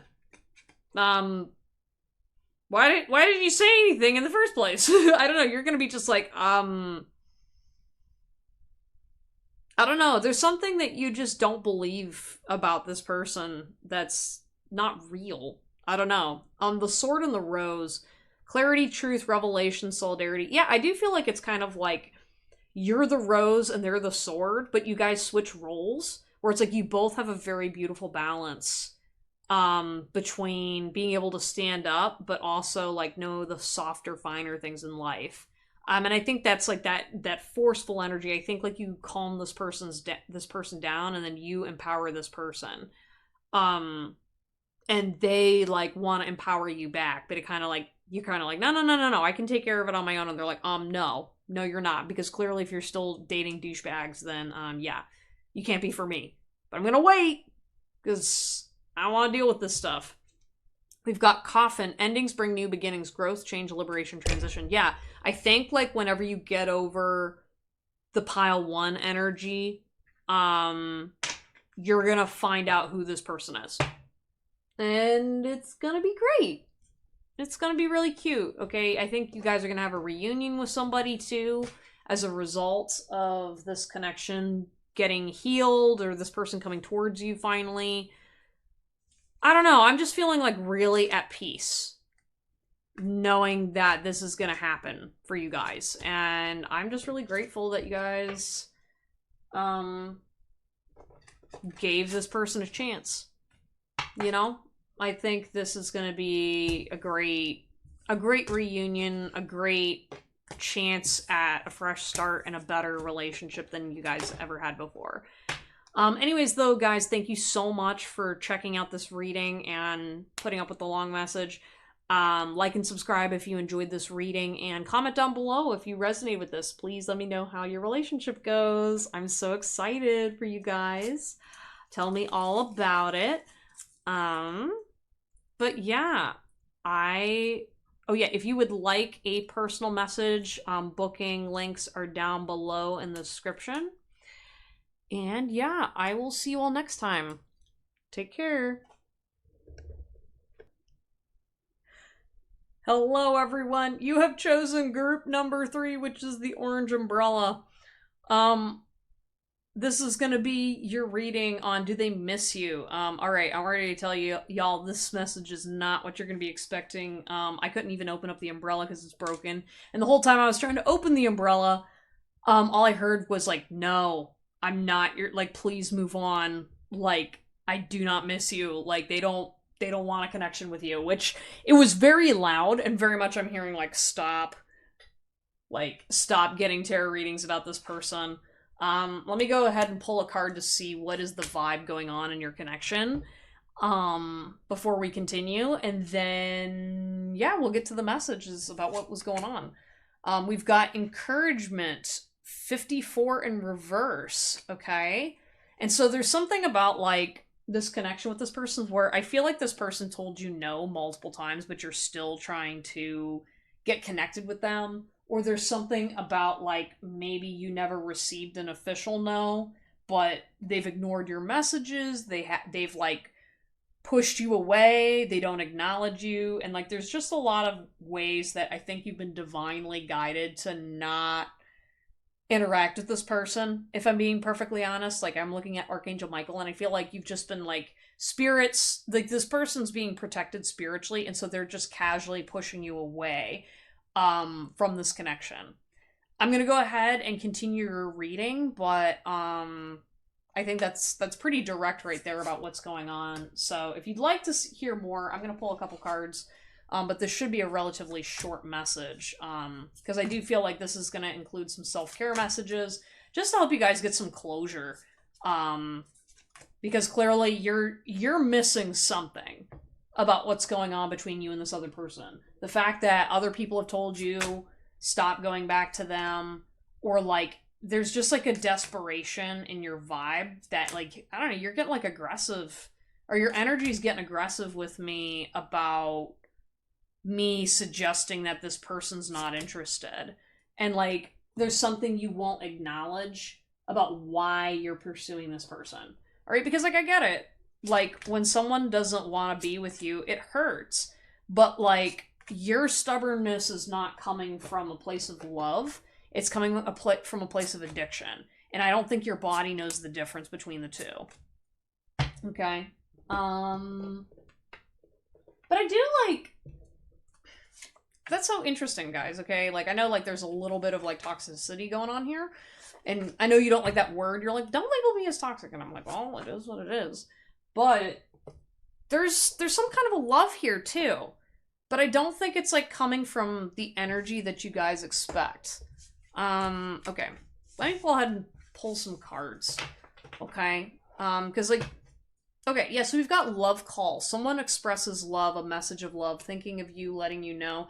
Yeah, I feel like you've already let this person know in a dozen different ways that you love them, and they have not returned your calls. You know what I mean? And I feel like this is like, it's like you're talking to a wall. Alright, so maybe you had, like, emotionally distant parents and blah, blah, blah, and you're like, don't pull the therapy stuff on me, and I'm like, yeah, well, there's a reason why I'm bringing it up, because like with this whole calling and talking to someone on the phone for hours and then like not receiving a phone call back, you got to start loving yourself a little bit more, because why are you spending all of this energy talking to somebody? And like, is it because you want someone to do that for you? Because I feel like you're just acting out in desperation for attention that you should be showing yourself. Because yeah, it's self-abandoning to be chasing people that don't want you back and that aren't showing you love, you know, like actively loving you. When I make joy a priority, brilliant ideas will come naturally, support will surround me, and movements will form. Yeah, like I feel like you are stagnant in your life because you're chasing these artificial things. You're chasing relationships, like you're paying for tarot readings about people that you really don't even care about. You just want to connect to people. You want hope. You want to get a dopamine hit. But like if you started prioritizing your joy more, like for example, like maybe you like flowers, like planting flowers outside of your house or getting a plant. Some of you guys, I think, like you use tarot or spirituality to ignore the problems around you, or like you use love as something you can get obsessed with, so that way you can stop thinking about your financial problems or the burdens in your life. And like Spirit's trying to say, hey, like you got to start spreading a little sparkle on your day-to-day living. Like for example, like I painted my nails this really cool pattern the other day. You know, like taking time to take care of yourself in small ways and trying to make every day better. And I'm like, already I'm feeling like the triggering going like, oh my God, I'm so tired of like needing self-love and self-care. And it's like, yeah, like you're angry about it, not because you're angry at the people telling you that. It's because you're angry at yourself, that because you're not doing it. You know what I mean? And because you don't seem to know how. And it's because it's an addiction. It's an actual addiction. And could be tied to a mental illness of like either looping or, you know, having a deficiency. Like, you know, there's a couple different things that could help you, you know? And like, again, I'm not a therapist, but I do feel like your pursuit of romantic relationships is exposing a wound that you should consider healing with a professional. We've got seduction, attraction, flirting, dating, hooking up, temptation, third-party interference. Yeah, so I feel like you're trying to determine if the reason why this person left you or isn't interested is because there's another person. I do feel like there's like a shaming wound here of not feeling sexy enough. Which, like, you guys, no offense, pile number 3, like, you guys are attractive. Like, you could have pulled this person, because I think the whole reason why you guys had a connection in the first place is because there was something there, but I don't feel like this person was ever fully available, and I think you were just caught up on needing the validation, and you guys were just in the flirting stage. So then, whenever this person, like, wasn't fully showing the signs that, like, it's almost like you guys weren't picking up on the fact that this person wasn't interested. So if this was a guy, right, like, you're flirting with them and you're thinking it's working, when the guy's just like, she sounds like every other girl I talk to. And, like, because of the fact that you were putting in more effort than him, like, for example, if you were texting him first, he's automatically turned off because he views that as desperation, because he needs to feel like he's pursuing you versus you're pursuing him.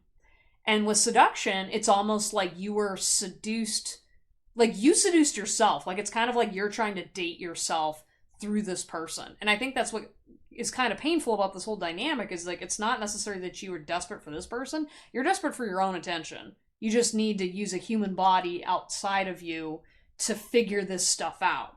We've got not today, not dealing hurt. Yeah, you're not dealing with the pain you're putting yourself through with your body. Like, instead of like you admiring how sexy you look in the mirror in the morning, you're trying to get the validation of some dude that doesn't even like you and is like not even on your level.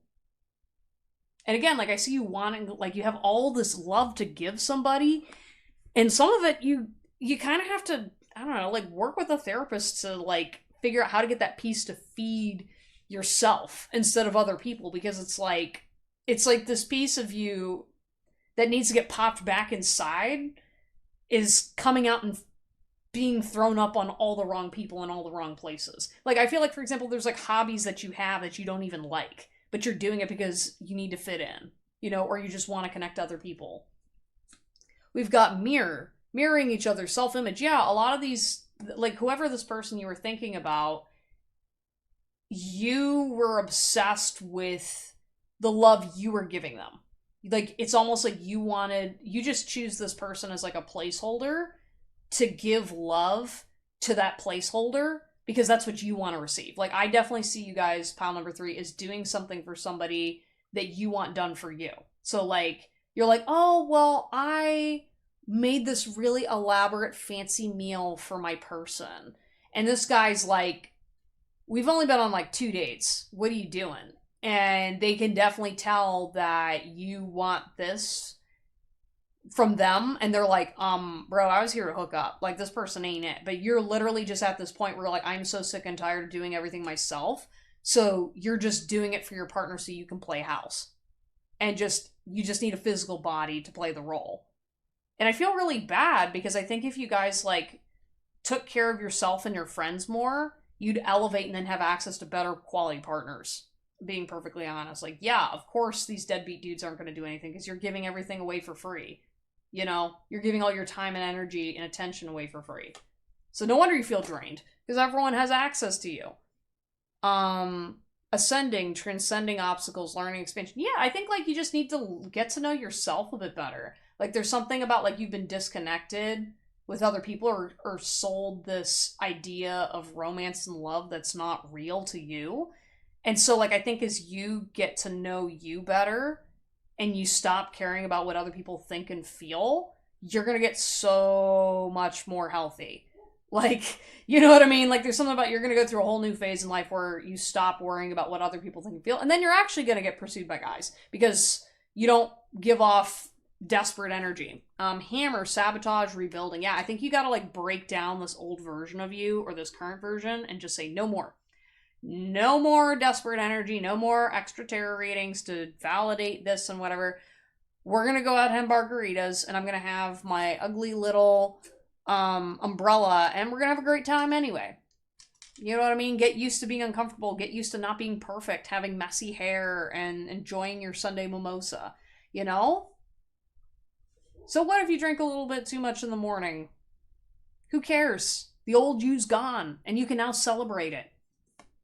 To begin the practice of allowing, I must get out of the way and let spirit give me direction. Yeah, I think, like, your spirit guide team is trying to get you out of your own way so you can find people that are messing you. Because I definitely don't feel like this person thinks about you. They don't talk about you to other people. Like, no offense, guys, I do feel like this is the energy of the person who was like, yeah, we were a hookup and a situationship, but, like, he was just talking to you. I mean, like, okay, he cared about you more than just, like, a casual hookup. But, like, this wasn't, like, life-altering for him. You know what I mean? Like, it very much was kind of like a routine or just not really, like... This is giving me not committed energy. You know what I mean? Like, you guys were way more invested than them. And I think you're just desperate because you wanted that from this person. But even so, you didn't really want it. You just want the experience in general. You're just using this person as a placeholder, as I said. When I live and act from a place of spiritual alignment, I trust that everything is working out for me, even if I didn't know when or how it will happen. Yeah, you have to be a little more trusting in yourself, honey. Like, you gotta believe that you're worthy of a relationship. Because right now, you don't believe that, so people take you at your word. You know what I mean? They're like, oh yeah, this person's clearly not ready for a relationship. Bye. The more you say that, it's gonna continue to chase away the guys that actually want you. Appreciation dissolves all blocks to the presence of my super attractor power. Yeah, appreciate when people do good things for you. Appreciate them. Like, I feel like with this person, the reason why they got turned off is because you really didn't show them appreciation for the things that they did for you. Like, this man or this person wants to dote on you. So when you were kind of, like, shifting away and not being receptive to that, you weren't receiving it, he didn't feel good. He didn't feel like a man, or he didn't feel like he was providing or doing a service to you because you were instead trying to chase him. And he's like, no. He gets like that weird crazy girlfriend ick, which you're not a crazy girlfriend, but he's definitely getting that energy of like, well, if you're not letting me take care of you, then I don't want it. You know what I mean? And even still, half of these guys, they're not even at that stage yet. They're just like, oh, I want to have sex. And because it's easy to get access to you because you're desperate, they're like, I'm bored. And that's not the kind of person that you want to be dating anyway, that just gets bored with your energy. Please acknowledge me. Yeah, I feel like this person just wants your attention or wanted your attention. I don't really feel like they're missing you per se, but I do feel like they just wanted to be like, oh yeah, I've got a baddie who's like liking my statuses, or I've got a person, and it's like, you know, they just kind of give you, they breadcrumb you, they give you kind of pieces or whatever, because again, they don't like hate you, they like you to an extent, but it's not the same vibe. I'm sorry I criticized you. Yeah, you're like apologizing for stuff that wasn't even a problem, so they know you have low self-esteem. I did not expect to leave. Yeah, you didn't expect that they were gonna find somebody else or whatever, or they didn't expect you to kind of drift away. Maybe you finally left the cycle and they're like, oh, okay. Because they thought they had you on a chain or whatever, but like, I don't know. There's kind of like okay, you left. I wish things could be different. Yeah, I think you just wish things could be different. I think this other person already knew it wasn't going to work out. I look for you everywhere. But I do think this person tried. I will say that I think this person wanted to give you a shot, because it's not like they dislike you. I do think, though, that they think you're out of their league, and it's just self-sabotage at this point. And some of them got, like, offended, too, by the fact that you wouldn't play their games when it was like, yeah. I bury myself and work to forget you. Yeah, I feel like they don't really want to face their thoughts and feelings towards you. So don't get your hopes up. Yeah, I think they're just kind of like trying to bury this away. And no, this isn't like oh, I'm not processing my emotions. Like, even if they aren't, like, who cares? You don't want a person like that trying to pursue you, because it's not a mature frequency. This isn't like a partnership, guys. Life isn't living if you aren't by my side. Yeah, you gotta learn to be a little more independent and understand that, like, if you're feeling lonely, start asking yourself, like, why do I have this, like, feeling like I'm gonna die if I'm not around a person? Or, like, why do I feel so, like, drained by my own desire to be around other people? You know, I think you're trying to forget your past instead of facing your future. It's the way you see life that keeps me wondering. Yeah, I feel like you guys have a really great perspective on life. I think there's so much life going on around you that you're being blocked off from because you're focused on this connection too hard. Way too hard. How can I move on when my life is blue without you? Yeah. You're not realizing that your life really isn't blue without them. I think you're just making yourself blue because you're not acknowledging whatever died in your past. Please stay. You're getting me back to myself. Yeah, and I think, like, maybe with some of you guys, like, this may be, like, a situationship turned friend. I feel like it's okay if you want to be friends with this person and have them in your life. I think just, like, the desperate energy is turning them away. And, like, I don't know, maybe you just don't have fun enough conversations to keep them around, or, like, there's just something about, like, they're benefiting from you. So, like, of course they want you around. But, like, if you want to, like, get your man, the thing that you're super wanting or whatever, then you have to leave this person alone. Because this person is just basically going to sit there and exist and basically take from you as long as you're willing to give it. You know, it's like they're not going to say no, but they're definitely not, like, going to fight for it. Yeah, sorry guys, I know that's probably not what you want to hear, but, you know, put your crown back on, sis. I know it's rough out there, but you deserve better. Anyways, thank you so much for listening to this message. If you would like a personal reading, link is in the description down below. Please like and subscribe if you want to support my YouTube channel, and comment down below if this resonated with you. I will see you all next time. Take care, and wishing you the best of luck.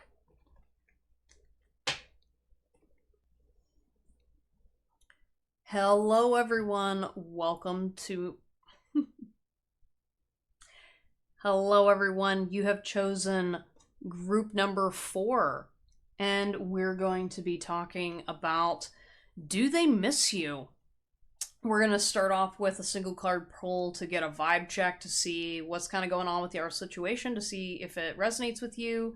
If it doesn't resonate with you, try selecting another pile, or this might not be the reading for you.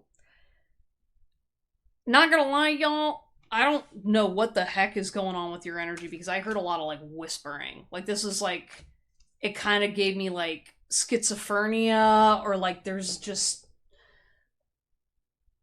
I don't know, I like started the message off differently. It's like I'm here nor there. I don't know, this is kind of like an interesting energy, guys. Let's see what the cards have to say. Yes or no? Yeah, I don't know. I'm just feeling really kind of like numbed out, y'all. Um, Maybe you don't really know how to connect with other people, or this person doesn't really know how to connect.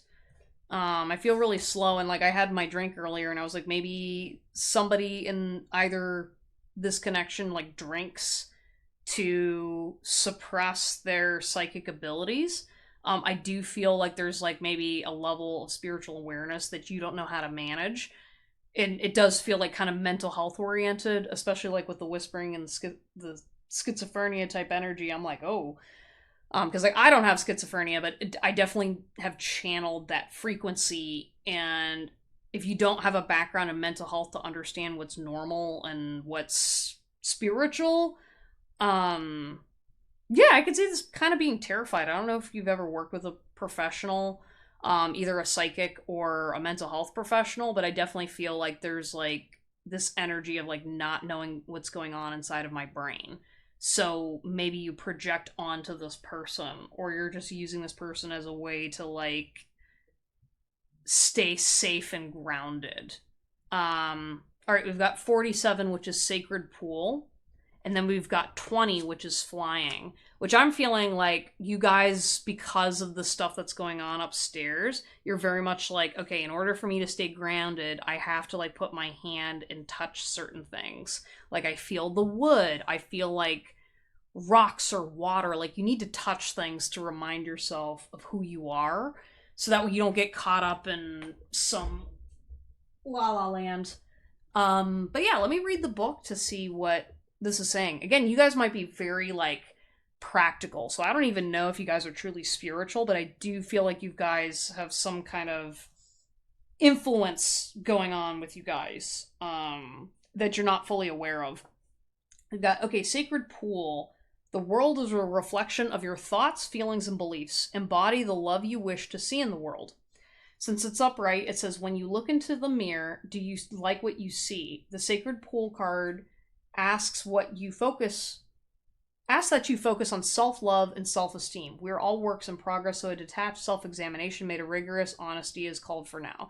Yeah, it was interesting because I started reading this deck, and it was almost like you guys were mad at me because I wasn't just channeling. You were like, why are you reading the book? You're supposed to be reading the cards. So there's definitely like a critical energy going on here, that I feel it doesn't seem to adhere to you guys on a soul level. It feels like this is like a piece of your subconscious that you haven't worked with yet. Let me see what card number 20 is about, just to get another perspective on the vibe check. You have the power to see things from a higher perspective.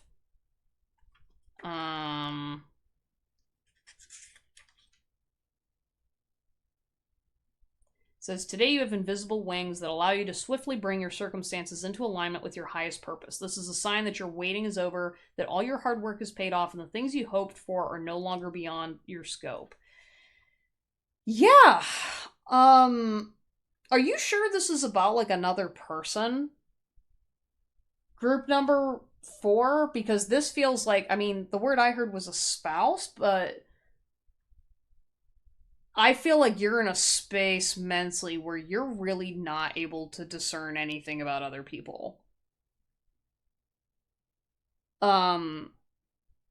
Okay. That's fine.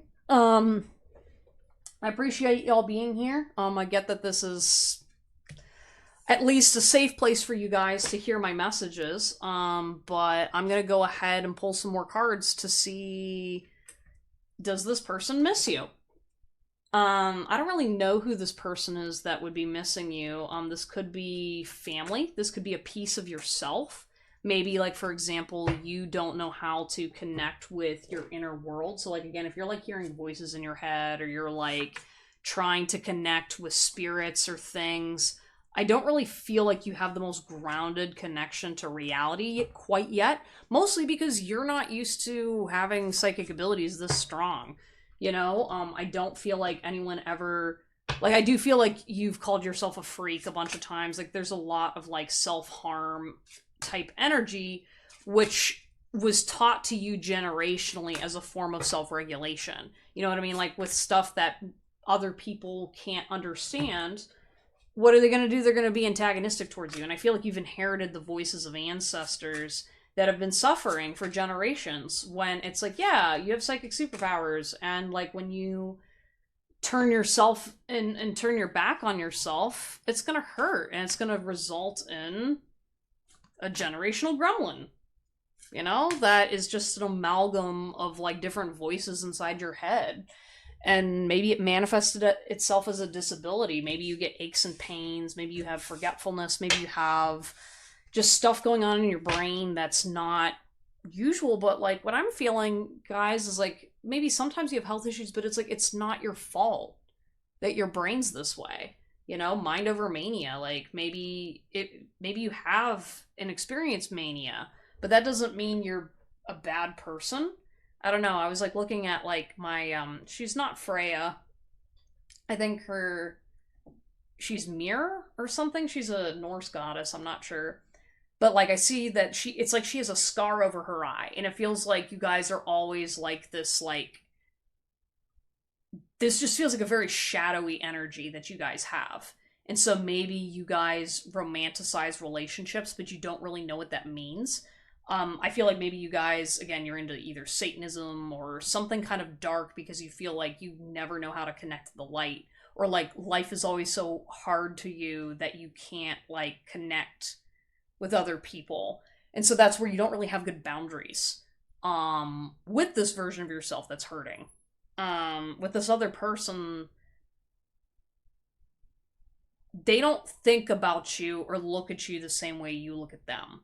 So, like, what I'm feeling with you guys, like, you guys definitely, like, lack empathy, or there's, like, you say you experience empathy, but again, you experience feelings and thoughts. This isn't actual, like, experiencing the emotions of another person. Like, you don't experience empathy of the way other people do. That's why if you're sitting there going, like, I can't feel anything right now, when you see other people reacting, it's like watching a movie that everyone else is supposed to be crying at, and you're like, why? And you just don't get it, right? And so I feel like when you're missing someone, it doesn't feel the same. And that has everything to do with the way your body and your brain's wired, but also to the fact that you've experienced some things in the past. And so just right now, I'd just like to acknowledge that, one, I'm proud of you for sticking through this reading, and being with me, because I know y'all's energy pops up quite a bit in my readings at this point. But, like, I want you to understand that you are a human being and this is a human experience. It's just that when you're trying to relate to other people, you're not going to relate the same ways. And that's why you have to teach yourself coping skills so that you can have healthy relationships with other people, and just understanding that the experiences inside your body and your brain are not what other people experience. Especially because, like, yeah, if you went through some crazy ass shit, like, it doesn't matter if people believe you. I believe you. But I want you to understand that, like, you can't connect with people if you're always bringing up that crazy stuff. You know what I mean? It's kind of like there's a certain point where you gotta let it go, because you're harming yourself by staying attached to this frequency. And again, it's unstable, but, like, you're used to instability being what you consider safe because it's familiar, right? And so learning to kind of, like, self-soothe, or, like, learning how this version of you that's struggling to just slowly ease back to a safer frequency. Again, maybe you were traumatized as a kid and that's why you can't connect to it. Or, again, some of this feels like genetics. Like, again, if you have, like, a mental health disorder, like, and you're struggling with schizophrenia and you never knew it, you don't have to beat yourself up for not being able to fit in. Because it's like, yeah, you're going to encounter things that don't make any sense to other people, and you're going to be kind of on your own sometimes. That doesn't mean you're never going to figure out what it means. You just got to learn to communicate with it better. You can't be real. There's no one else who matches your light. Yeah, I don't know if you guys like see energies or things. You're constantly being like, okay, am I here right now? Let me just touch something, feel something. Which totems might be a good reference for you. So, for example, if you've ever seen Inception, you know, when the guy's in the dream state, he's got a totem to tell if this is the reality or not. Yeah, maybe you guys disassociate. Maybe you got DID or like a mental health thing where you're not always able to tell what the truth is. And so that's why you get caught up in conspiracy theories, because it's like you're picking up maybe on a piece that's real, but then you get down these rabbit holes because they feed an addiction and something that fits your brain pattern that isn't based in reality. So it's kind of like that's why maybe, for example, you feel the world is so bad when it's not that the world it's in itself is bad. It's that what you have access to, because first you have your mental disability or whatever's going on in your mental health, and then over here is a predatory person who goes, oh, a vulnerable person, let me just, you know what I mean? So then you think everybody's like that, and instead you take it out on the normal people who could keep you safe, and then you continue to go back and loop with the narcissistic people, and then it gets worse and it compounds, right? So I feel like you guys are not used to empathizing with people because you have been needing to mirror narcissistic people for a long time, because that's the only people you had access to, because all the quote-unquote healthy people don't want to be around someone like you. And you know this, but there's shame in that, when really it's like you're probably very psychically spiritual or gifted. I see you as someone, you have a great taste in art, or like, for example, you really are like, maybe you care about animals and nature.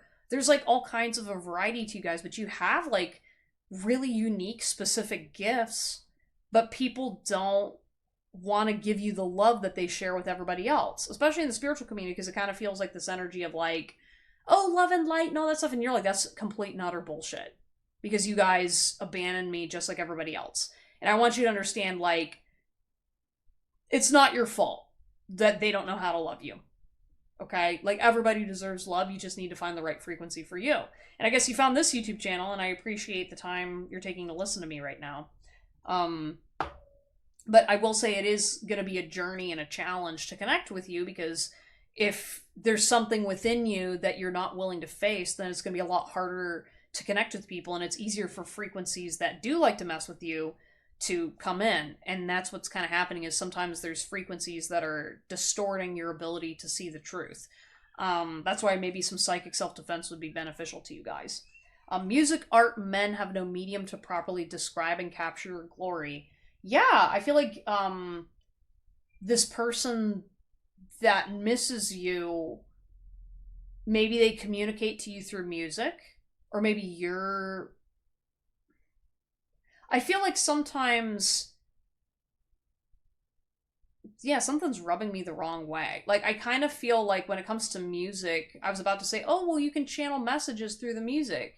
I feel like there's something about the fact that because you struggle to connect with other people, you need, like, neutral things that connect people to, like... So, for example, like, music is a really great unifying thing, you know, because we all have human emotions and stuff, and even if you're sitting there like, I'm not like everybody else, you still get happy when you get to eat your favorite food. You know, there's still universal experiences, and so music is a really great way for you to connect with other human beings, because it's neutral. But the problem is you don't get to actually interact with the human itself, and so you've always been this outsider type person or energy. And again, maybe for those of you that are like, maybe this is not a whole huge aspect of you, this could just be a version of you that is just like really buried in your subconscious, that's like wanting to come home with you, you know? Yeah, maybe you guys had some ancestors that were homeless or struggled with homelessness because of their mental illness, and so you've developed a very jaded energy.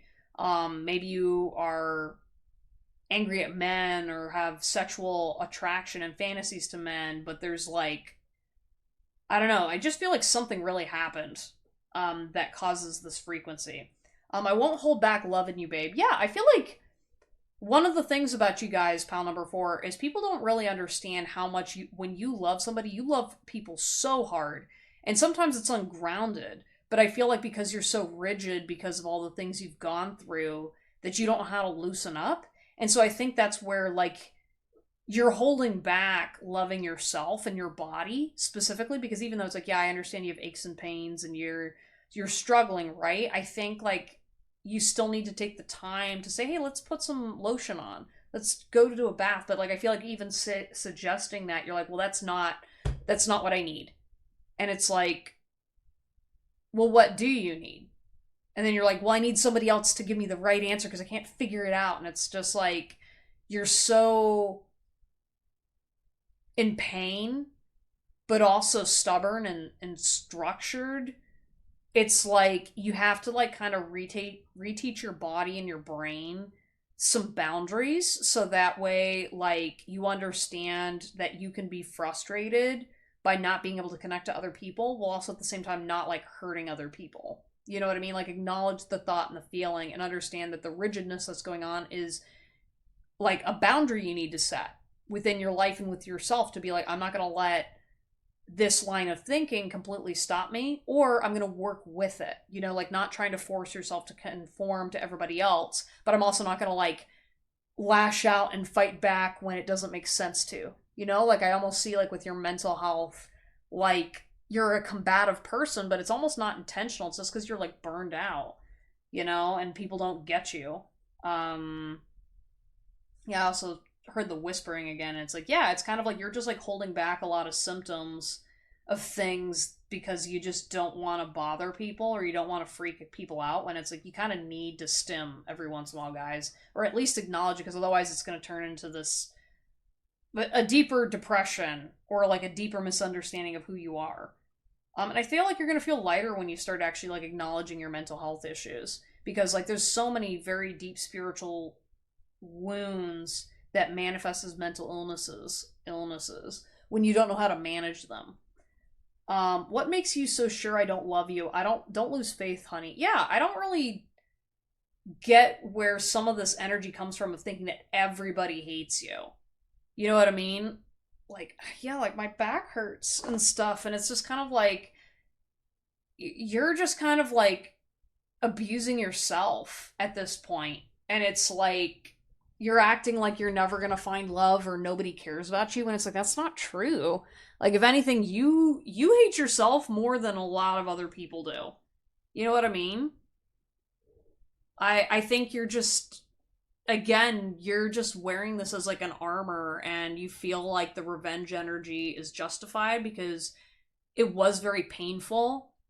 But I think you have to let go of the hurt at some point. And this feels more of like you're just hurting yourself so that way you can get closer to death, to whatever you lost, you know? And I think at some point you're going to need to make a choice to understand that in order to have a healthy, fulfilling life, you have to accept that life is a part of living. Because you're not really living right now. If you're being honest with yourself, you're just kind of decaying. And you like that. But that's not what you are. And that's not what you're actually trying to do. You know what I mean? Like, you can say that, but the reason why you enjoy it isn't because of what you think. A lifetime with you will simply never be enough. Yeah, I feel like it's always, nothing is ever good enough. And you're like, I don't want help. Because I'm never going to be enough for myself or this version of my brain. But what I always tell all of my clients is, anytime you have a voice like that inside of you, ask yourself, does it belong to me? Yes or no? And whatever your first gut reaction is, if it's a no, then you take it, like you visualize it, crumple it up into a ball, and chuck it away. Get rid of that shit. Because anything that doesn't belong to you and should not be in your head. And the more you work with that, because if it does belong to you, then you go, okay, let's have a conversation with it. And 9 times out of 10, when you actually start talking to these pieces of you, it's just trying to put on a big scary mask, because that's how it was taught by the people around it. of how to acknowledge it. You know, like schizophrenia or all these other mental health problems, like a piece of you can intentionally make it scary because other people are afraid because they don't know how to manage it. You know, there used to be generations of people that could help you process this thing. And we don't have that as much anymore, you know, and ways to safely explore your abilities. So just making peace with your ancestry and whatever happened in your family's past would do a lot of wonders for this group, guys, because there's stuff that you've inherited that don't belong to you. And I think it's time that you guys start owning your strengths and powers and coming into that and telling your family story. And you don't have to be perfect about it either. It's almost like you're like, why can't I just like be normal? You know, like I'm thinking of like Bruno from Encanto, and it's like the whole family shut me off because I'm the weirdo, I'm the freak, I'm the messed up, crazy, angry person. When it's like, on a soul level, you guys, you're not an angry person. I think you're just really frustrated having gone through life with these abilities and this mindset, and no one's ever told you what's wrong. You know what I mean? No one's ever guided you through it. No one's ever been like, oh, actually, when everyone was like whispering and gossiping, it had nothing to do with you. But since you're already trying to manage your mental illness, you know, your family hates you and all this other shit, you're just like tapped out. You know what I mean? And you don't know how to like acknowledge the pain and the burden and all this other stuff, and you're blaming you when it's like, well, yeah, I mean, you're at a disadvantage for sure, but like, it's not always going to be that way. You know what I mean? It's kind of like, okay, yeah, you've got a bit of a kryptonite every once in a while. You got low blood sugar or whatever, or you burn out easy. But that's because you're also not managing your energy right. We've got details. Yeah, I feel like the person that misses you, there's something about like, you know, you're focusing way too much on the details of this connection. Um, yeah, because all this energy just keeps like coming back to you because it's like you're trying to like discern. Yeah, it's like I can't even look at this person. So maybe like you like this version of you again. This could literally just be a piece in your subconscious, but like it's literally like it can't look at happy things because it's easier to look at the details and be critical. Like maybe this is like an accounting type energy or someone who's like really like able to like get in there, you know, and with the clarity on this card, it's almost like you're trying to find the answer deep inside of this box when it's like, nope, why don't you just look over at the light and let someone love you a little bit? And you're like, nope, that is not the answer. And it's like, why not? No response. We've got wishing well. Yeah, I feel like you deep down wish that someone missed you back.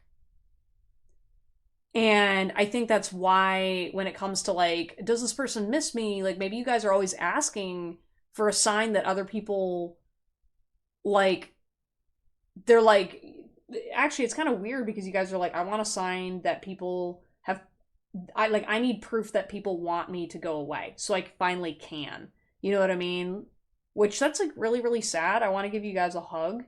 Um, because I feel like you guys don't understand that this version of you is a mask from what you're actually like underneath it, underneath all the pain and stuff. And that's why like I really truly think that like because of maybe your upbringing or just not having access to resources to work with the inside of your head, like you'd understand that navigating your mind space is not actually as scary as it is. I think maybe you scared other people or maybe you scare society, but that doesn't mean like there aren't people out there that have navigated this before.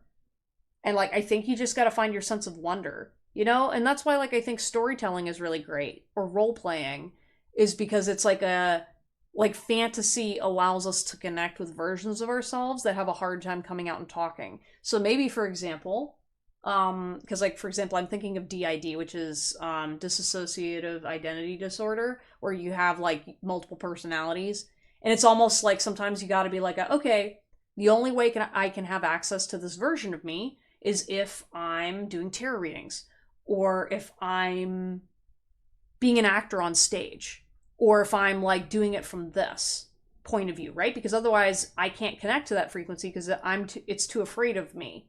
And so it's okay if you got to wear a mask for a little bit to connect with that version of you until it's safe to come out. You've got movement with the ostrich here. We've got 28. I thought I saw 22, but I was like, that's 28. Movement tells me that, like, regardless of your connections with spirit and other people or other spirits and stuff like that, like, you are moving through this safely. Ironically, I don't know if it's because you've been utilizing my tarot readings to kind of help you navigate, which in that case, I appreciate you guys, but please talk to a therapist first. But I hope this at least helps.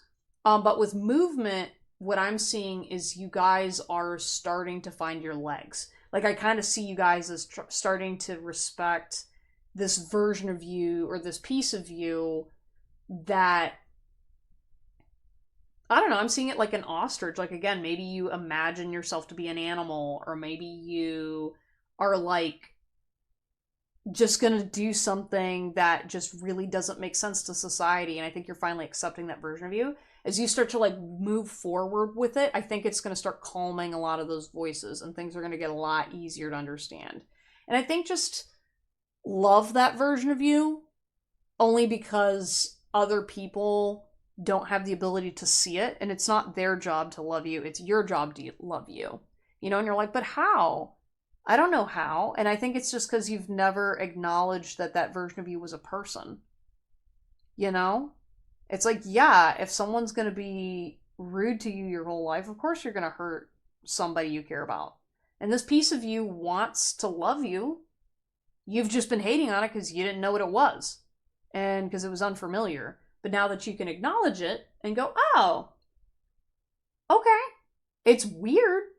It doesn't fit into society, but it's not like evil or demonic or whatever. I don't know if you guys maybe feel like you're always getting psychically attacked by monsters, or think you maybe had like issues with monsters as a kid.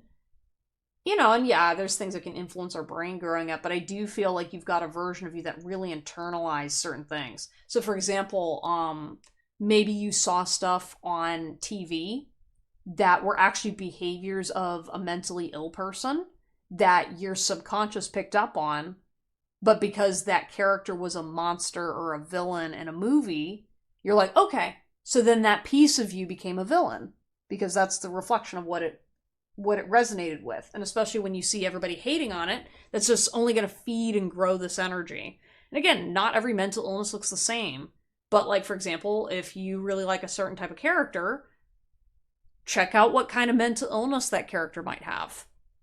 That might be able to tell you a lot about yourself. Not that you should self-diagnose, but like, you know what I mean? Like, there's usually a reason why we like the characters in TV shows, because it resonates within ourselves. Or qualities that we would like to have. Even the villains, you know, like they've got a lot of confidence and suave, so maybe there's stuff about them that you're not noticing because you can't acknowledge it. You came closer than anyone. Yeah, I feel like this person that you're missing was somebody that understood you and this version of you in a way that not many people did. Oh, ow, oh. Yeah, it's like, I feel like maybe you've only had like one or two people ever that like saw this version of you and actually like loved you despite it. So when this person left, you're kind of just like, or maybe you don't even have this person, but it just feels like that first initial like trauma of when another human being saw this version of you and ran away screaming and crying or whatever. Like, again, maybe if like, say this is like maybe an autistic part, you like shoved a kid and made them cry and then immediately you felt bad, but like no one ever taught you what was going on. And so then like it just perpetually got demonized. It's like when someone finally like loves and accepts you and goes away, you just shut down. And you get really fearful of other people. And you don't really feel like you can connect to anybody.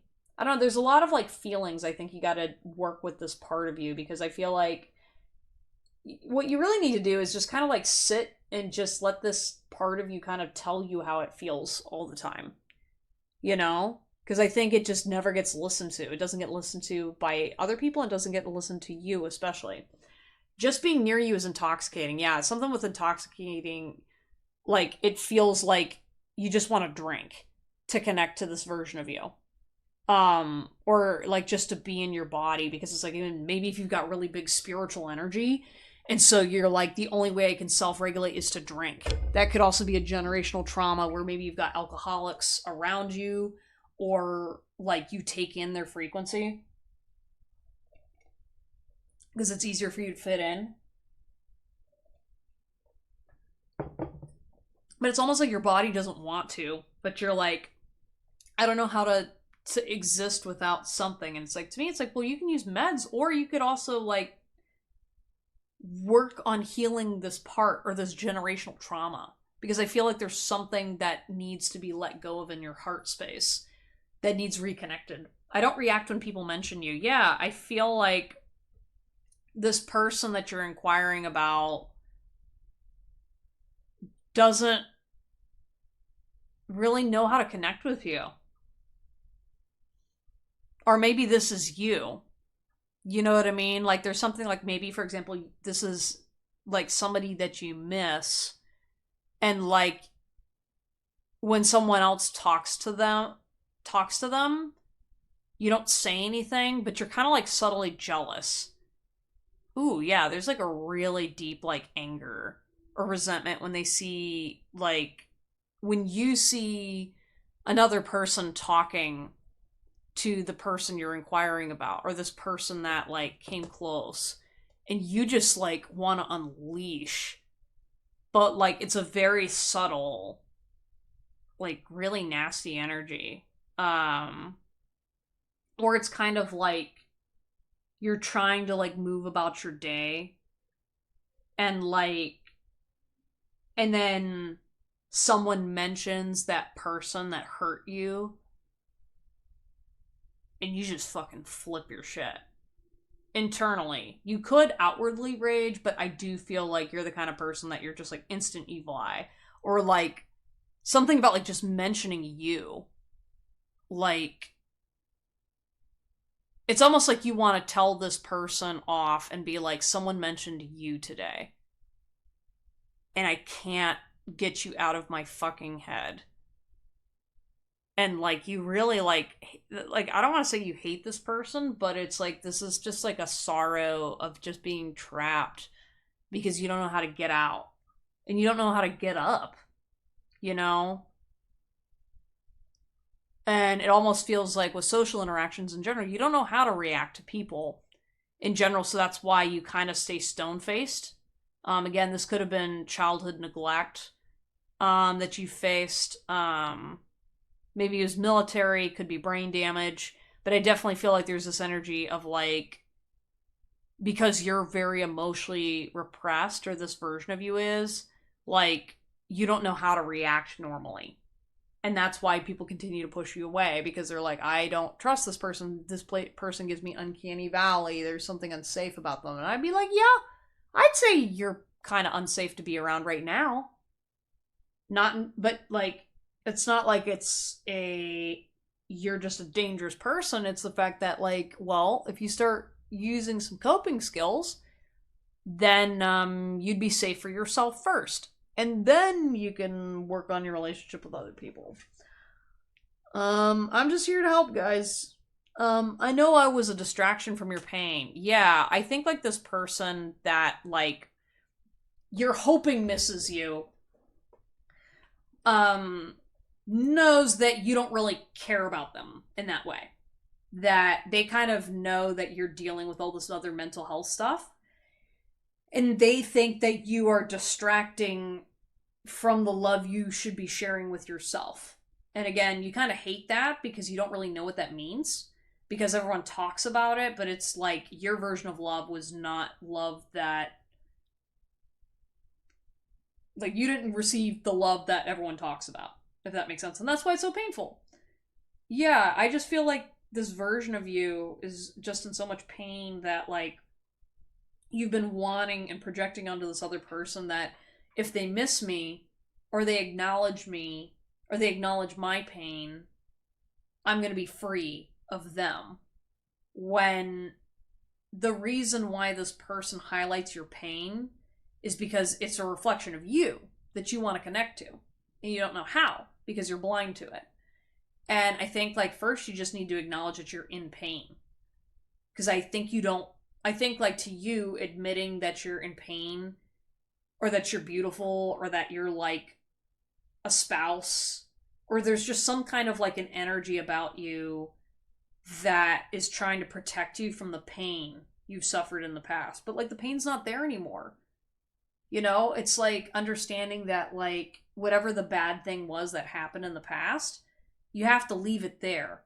Now, if it's going on around you, that's one thing, but I think, like, you're really overplaying what's going on around you, and you're just taking out all the energy that you experienced the first time around, compounded on a current situation that's not that bad, but, like, you don't know where to put this energy. I'm definitely seeing doing breath work, visualizations, therapy. All right, moving forward, we got Hand of Cards, take a chance, risk, being strategic options, not showing gambling. Yeah, I do feel like this person that you're asking about, they're not showing what they actually feel. And I think a lot of it is because the way you react to their authenticity, they don't know how to talk to you in a way that connects with you authentically. So, for example, I feel like somebody could say, hey, how's it going? And they know that you're just going to be snappy with them, or you're just going to lash out at them. So they're not going to really tell you how they feel, you know, and you're not really, like, you just think they're just being malicious or they're trying to hurt you, when it's just a version of you that's hurting because it's reflecting your pain back to you. And I think your spirit guide team's saying, take a chance on this person. Maybe reach out and talk to them. Maybe ask them how they feel about you. Because I feel like this person, like, maybe this person, like, periodically talks to you, even though you are a little spiky around the edges. Something about mentioning you, like, maybe they see you, or they maybe see, you see this person talking about you to other people, and it's not negative. You know what I mean? Because, like, you have this belief system that everybody hates you, and so then when you see this person just being like, yeah, and it was like, wait a second, they're not talking shit? And at first you thought they were lying, but I think, like, you need to acknowledge that not everybody is. And I think, like, if you want to verify that, why don't you ask this person? And you're like, well, they're gonna lie again. And it's like, well, like, I'm sorry, but, like, not everybody's lying to you. I mean, you're sitting here listening to a tarot reader that's, like, actively having this conversation with you. Like, right now, this is just self-harm, you know?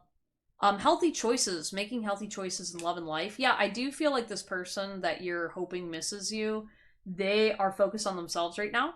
I think they're focused on making healthy choices, caring about themselves. I think you're imagining them, like, hanging out with other people and having a good time, and, like, I mean, yeah, but I mean, I think this person would enjoy having you around, but also some of them won't. I think it just really depends on, like, what the energy is, because they're just trying to live their lives.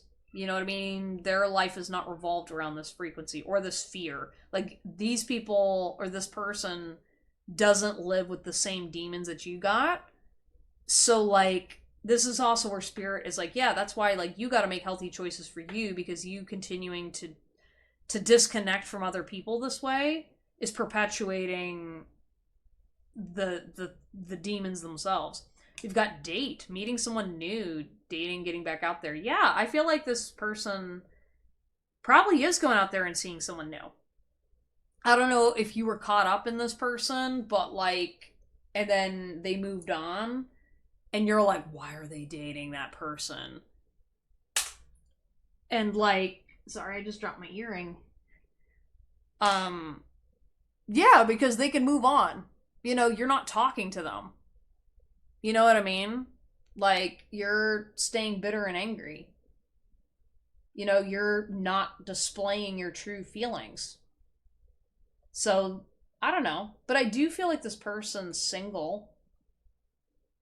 Not everybody is, but like with date, like I'm seeing like the guy by himself. It's kind of like you're sitting there just expecting this person to like walk up to you and ask you out or something. Or you're just kind of like, I'd rather just date myself. And it's like, I mean, okay, yeah, but like, I don't know. I just feel like you want to be by yourself, but then you're sitting here wondering if someone's missing you, you know? That doesn't make any sense, man. Like, why would they miss you if you want to date yourself?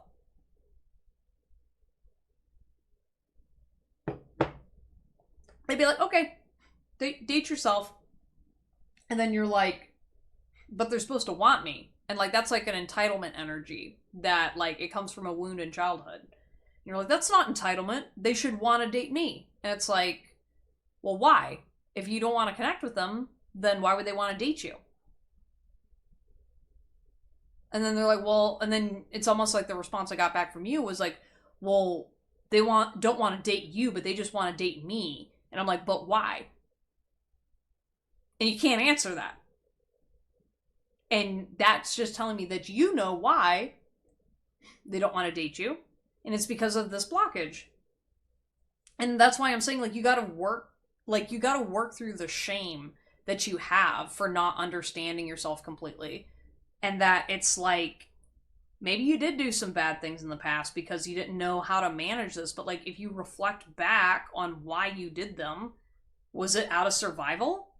Was it real? Was it fake? Like, I almost feel like sometimes you guys don't really always know what reality is. So maybe when you're dating, you just really keep yourself closed off. So then you can't actually connect with people. And I think that kind of like dehumanized yourself. I don't know. I just feel like there's just so many layers to your trauma, guys. I'm so sorry. But I appreciate you sitting here and listening to me. It makes me feel better that I can at least talk to you and maybe give you a perspective that helps you. We've got Cupid's arrow. Have faith. Love is coming. Surprise invitation or meeting hesitation. Yeah, I think like you're hesitating on asking somebody out. Maybe it's this person. I don't know. With Cupid's arrow, though, I think like you should focus on wherever the divine's leading you. I don't know. I get this vibe that maybe like, I know you're asking about this person, but I think maybe now is not the right time. I'm not saying don't message this person, but what I am feeling with Cupid's arrow is like, I feel like you may get guided to a different partner. Just understand that love is coming and just have faith in yourself that you do deserve love and that you can find somebody to appreciate you for you. And maybe it's just a friend. You know what I mean? Friends first. But like, I do feel though that like with the amount of healing work that needs done here, you need someone that can be patient and can accept you for you. Right? And I think like you should just let this person make their healthy choices. As they are until you can start making those healthy choices. I'm just saying. Because, like, to me, I'm seeing, like, you should just be focusing on yourself. You know? And, I don't know, for some reason, too, I definitely get the vibe that maybe you guys got to heal your relationship with women first before approaching this person. Only because I feel like you guys have a mother wound that would deeply... Yeah, there's some kind of, like, a deep pain that will kind of scare this person off and trigger them. And then engagement ring, engagement partner, commitment, internal union. Yeah, like, I don't know, guys, but I get this energy from y'all that, like, you immediately want to marry a person. It's like, if you feel anything inside of you, you're like, oh, that's a person I gotta marry. Because you want to, like, kind of trap this person to make sure that they don't leave you behind. Because to me, like, I feel like marriage for you guys is... I can't feel the things that normal people do. I'm afraid of myself. I can't admit them out loud. So I got to get married to somebody to make sure that I have a retirement plan. Right? You're doing it as a strategy because you understand that I'm inherently evil and blah, blah, blah, blah, blah. I'm a bad person. And I just gotta... I'm not allowed to show emotions or whatever. So why should I give a fuck about taking care of anybody else? So then with this engagement ring, it's like, okay, it's a shiny ring, but like maybe this person, you're like, I want to marry that person because she's different or he's different and they make me feel something. And like the you came closer than anyone, I think that's where like I said, it's like a domestic violence in another pile reading I did where it's like it's literally like you'd be the type of person to literally go and kidnap this person and not consider it kidnapping because to you it's justified because you're trying to survive, right? Like you're willing to take extreme measures to ensure your survival. That's what this energy is coming from, guys, is because with your like, if I lose this person, I lose access to my ability to be a human being. And that's not healthy, okay? Especially with this engagement ring though, like I do feel like you have this like committed energy and like I am feeling Beauty and the Beast.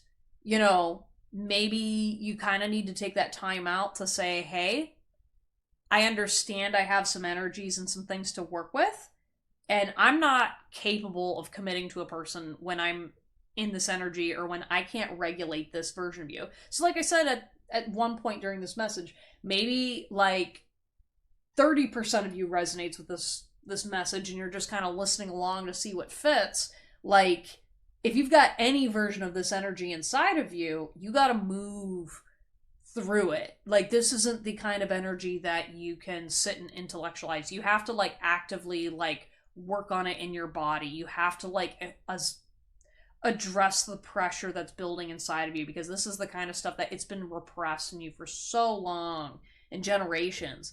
And so with the engagement ring, it's like maybe this is like that demon inside of you that you don't know how to fix that's preventing you from getting a spouse or a partner, you know. And it's like something about eternity, like it's about understanding your connection with the divine, that like you got to marry yourself first internally before you can consider connecting to another person, you know. Because I think right now, even like say for example you had a really significant relationship in the past and it fell apart, or maybe you hurt a person because of this version of you, or maybe you never even opened up. What I'm feeling with you guys is like you have to come into union with yourself to understand that even if you try going after this person and it doesn't work out, first of all, going after the person is already the wrong word choice in what you're saying. It's literally like you have to teach this version of you to do Beauty and the Beast. You know what I mean? Like literally being like, hey, like, yeah, it's maybe a more primal energy. It still is a part of you, and it's got to get along with all the kids on the playground, you know? And putting it in timeout over and over and over again does not solve it. And that's something too, like something about y'all's energy. Maybe you guys had parents or people that didn't know how to discipline you appropriately. I definitely get that vibe where it's like, I feel like maybe you were the kid that they were like, oh, you're hyperactive or you're blah, blah, blah. And so they just continue to punish you instead of actually helping you. So then you never actually learned how to self-regulate. Yeah, with completion, I think like just completing the cycle and doing the work of learning that this isn't a version of you that you fix. This is a version of you that you work with actively. And like I said, with like the kid on the playground, it's like sometimes like, how would you approach that kid? Would you give them some fruit snacks and sit there and say, hey buddy, what's wrong? You know, like learning those things, like date yourself for a little bit and see what that's like. And you're like, oh, I don't like myself. And it's like, well, actually you do subconsciously, but you got to figure out why you're telling yourself you don't want to date you. And just because you're jealous of other people, you know what I mean? Like if you're going to sit there and get mad at the kid on the playground who, you know, like at home, they're getting abused by their parents and shit. Are you going to get mad at that kid for not showing up to school okay? Sounds like this is just a version of you that either you're beating up or other people are beating up. So yeah, it's not going to act healthy and happy and nice all the time, especially when it's a little weirdo. But like, okay, let it be a weirdo. And I promise you, this person's probably going to like you more when you're just weird instead of hateful and angry. I am with you all the time. Yeah. You know, one thing about you guys is that you are missed by people that genuinely love you. I think just the fact that you're not able to connect fully with other people, people do miss the versions of you that you made people smile and laugh. Maybe you went through something that caused you to not be yourself anymore. I just want you to know that there are people that really do care about you and want you to stick around and are willing to sit with you during these moments. You may say, no, people say that, but they don't mean it. I'm like, no, you just got to be more open. And you got to acknowledge what calculated risks do you want to take? Because anytime you open yourself up, it is a vulnerable thing. And with the hand of cards, you don't have to tell everything to everybody, but just go slow. Maybe you don't trust therapists because you got traumatized. Okay. Find someone that is safe and you can connect with on small dosages. Build from there. Because you're with you all the time, so at some point the stalemate's got to end. I didn't mean what I said. Yeah, maybe sometimes you guys lash out to people and you want to apologize to this person because you didn't mean what you said. And I want you to understand it's okay to apologize. The apology is for you, not for them. So it doesn't mean that they're going to receive it if they have you blocked, but I think you should just be a little more honest with yourself and say well, why did I say something I didn't mean? Was I being mean when I said it? Is it actually me being truthful or is it me being hurtful?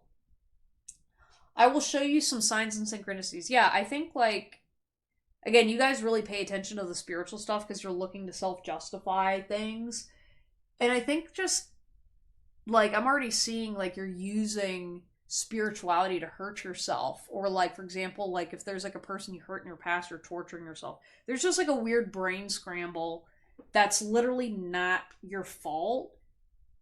And, you're not registering what it means in your head.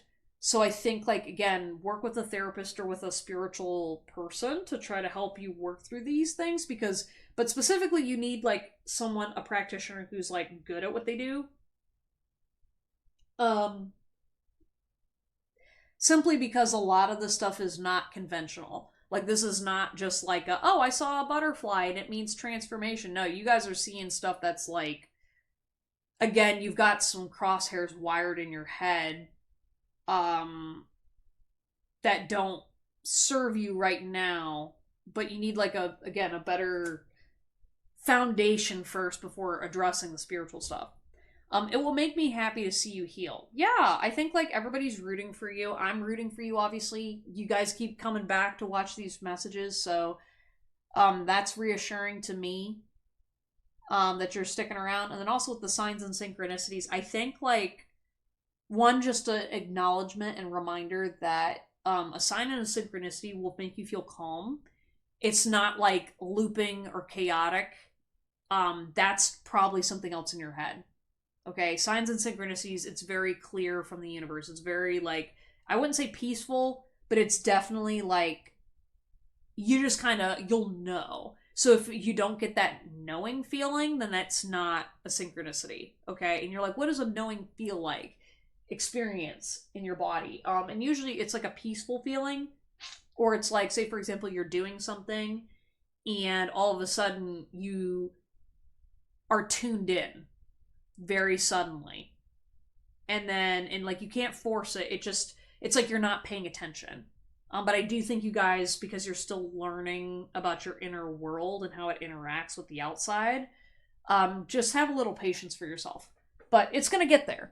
It's gonna get there. If anything, this is your sign that you're on the right path. Just keep I'd say keep exercising, do your breath work, and just work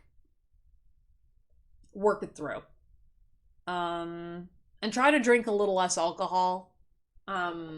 Obviously easier said than done if you're an alcoholic, but try to tone it down a little bit, because when you're messing with substances, especially if you're trying to smoke weed or whatever to help regulate, it's not going to help you. All right. And that's why I want you to understand that working through this is work, and you're going to maybe you need to take some time off of work. Maybe you gotta do a retreat or get away from people for a bit, but definitely understand that this is going to be it's a process. So you're not going to get it right away, and to have patience, which is easier said than done, but I'm cheering you on. Again, Cupid's arrow is pointing you in the right direction, okay? Follow the love, guys. Follow the love. And this person, you know, maybe they do miss you. But just make sure that, you know, with this person, that it's not them missing a mask. You know what I mean? Because nobody that loves the real you wants to love just your mask. They want all of you. Okay? Yeah, anyways, sending you guys a lot of love. Thank you so much for watching this reading today. Please like and subscribe if it resonated with you, and comment down below if this helped you at all. Yeah, I just want to say you guys are so powerful and brave to be navigating what you're doing. I know you're like, I'm not navigating, I'm like falling apart. And it's like, well, you're still here. You are still here, and that is good enough to me. Because this sort of stuff is a lot. And there's not that many people out there that have experienced it, and it's a long road, but you're going to get there, and you're not alone. All right, so thank you for being here. Yeah, I will see you guys next time. Take care.